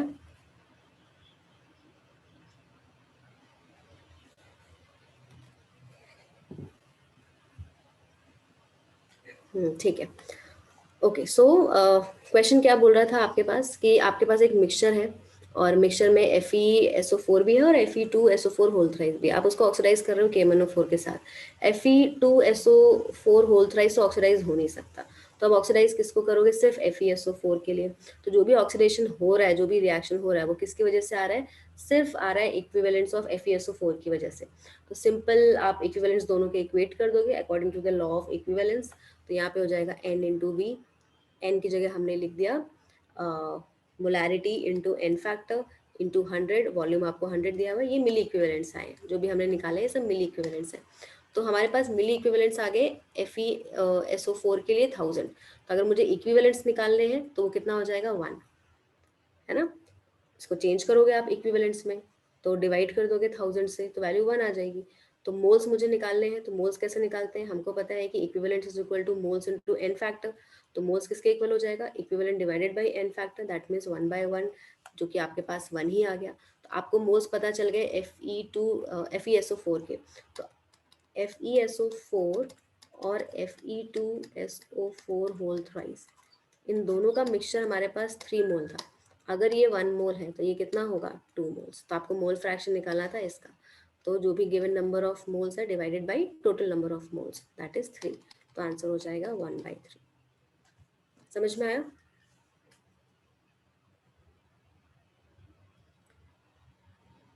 संपदा, let me no.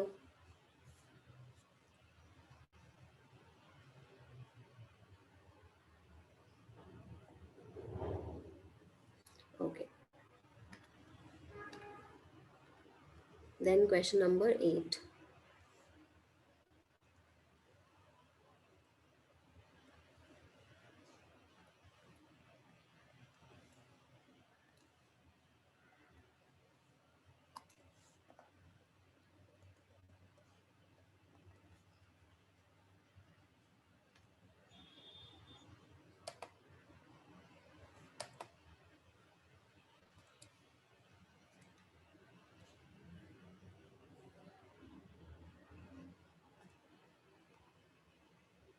Okay, question number 8 is saying that in an experiment, 50 ml of 0.1 molar solution of metallic salt reacted with exactly 25 ml of 0.1 molar solution of sodium sulfate.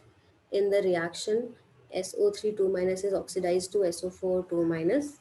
If the original oxidation number of the metal in the salt was +3, what would be the new oxidation number of the metal? ठीक है,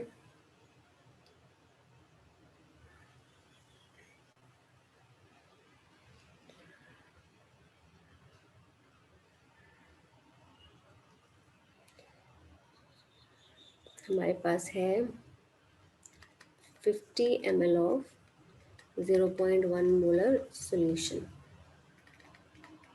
of a metallic salt। कोई तो भी metal का salt है। Reacted exactly, इसको हमने react किया with 25 ml of 0.1 molar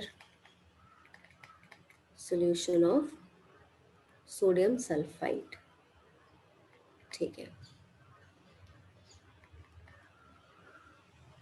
Na2SO3, this will be Na2SO4, जिसमें ये इसमें से इसमें कन्वर्ट हो गया। ये हमारे पास सोडियम सल्फाइड है और सल्फाइड कन्वर्ट हो गया सल्फेट में, ऑक्सीडाइज हो गया। अब बोल रहा है कि if the original oxidation number of the metal in the salt was +3, जो भी मेटालिक सॉल्ट में था, अगर इसका +3 ऑक्सीडेशन स्टेट है तो नया ऑक्सीडेशन स्टेट अब क्या हुआ होगा। ठीक है, क्वेश्चन समझ में आया संपदा यहाँ पे?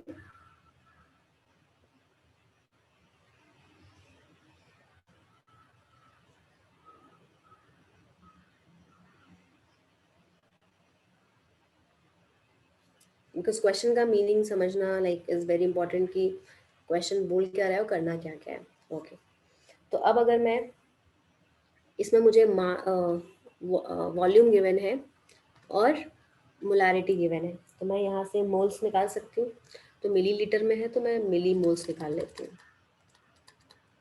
तो मिली मोल्स हो जाएगा 50 into 0.1 molar which will be equal to 5 milli moles.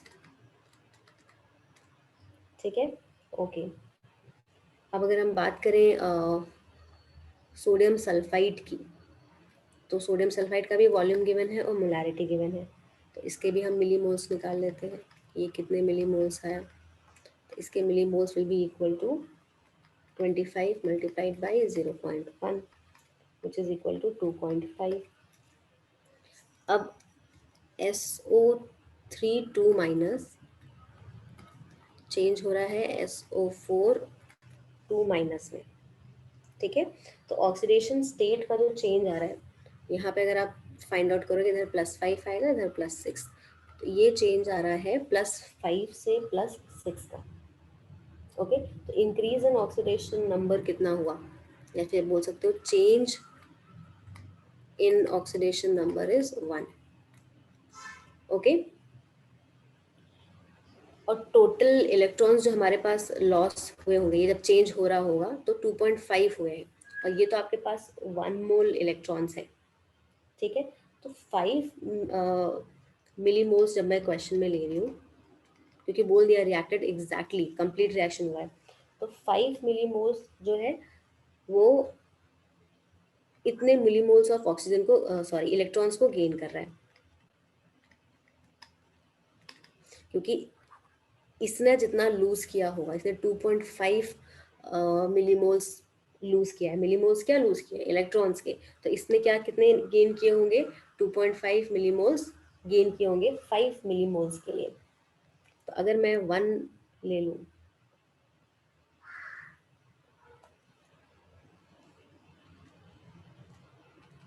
अगर मैं 1 मिलीमोल्स ले लूँ तो ये कितना हो जाएगा, 2.5 divided by 5। Okay, 5 5 25, that means 0.5 electrons gain किए हैं 1 मिली मोल के लिए। तो ऑक्सीडेशन नंबर का जो चेंज आया होगा, इतने इलेक्ट्रॉन्स आपने गेन किए हैं, तो चेंज कहाँ से आया होगा, स्टार्टिंग में +3 था और आपको इतने इलेक्ट्रॉन्स उसने गेन किए हैं, तो चेंज कितना रहा होगा, 2.5, मतलब ऑक्सीडेशन स्टेट 2.5 रहा होगा, तभी आएगा ये 0.5 का चेंज। तो आंसर हो जाएगा, ऑप्शन में नहीं है,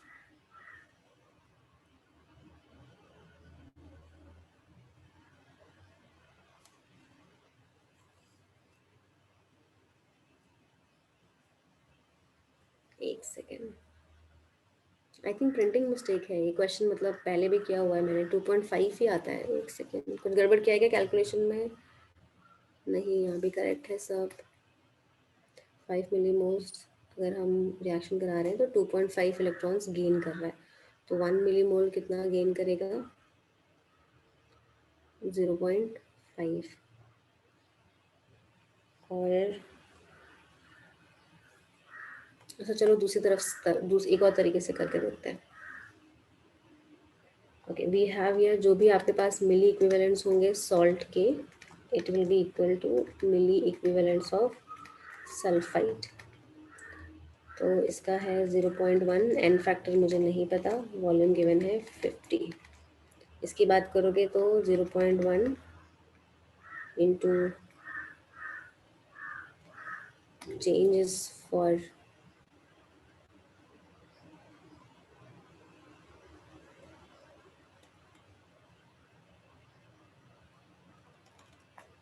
n factor 1 into 25, यहाँ से n का वैल्यू कितना आएगा 0.1 into 2.5 that is 2.5 divided by 5.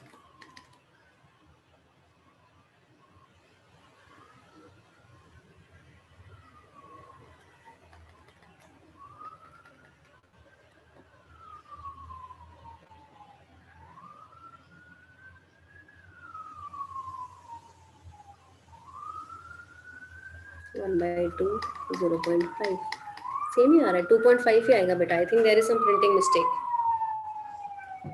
Okay it should be 2.5 answer में सी गिवन है ना it should be like 2.5 not 2 okay 2 नहीं होना चाहिए 2.5 होगा करेक्शन है इसमें ओके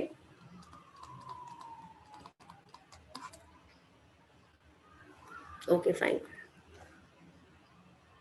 तो आप ऐसे भी कर सकते हो यहाँ से भी एन फैक्टर निकल आएगा तो आपको पता चल जाएगा एन फैक्टर का मतलब कितना चेंज आया ऑक्सीडेशन में तो that is also 1/2 that is 0.5 तो पहले 3 था तो चेंज हुआ होगा 2 पॉइंट लाइक +3 से +2.5 में आया होगा इनके बीच का चेंज है 0.5 तो अभी नया ऑक्सीडेशन स्टेट विल बी 2.5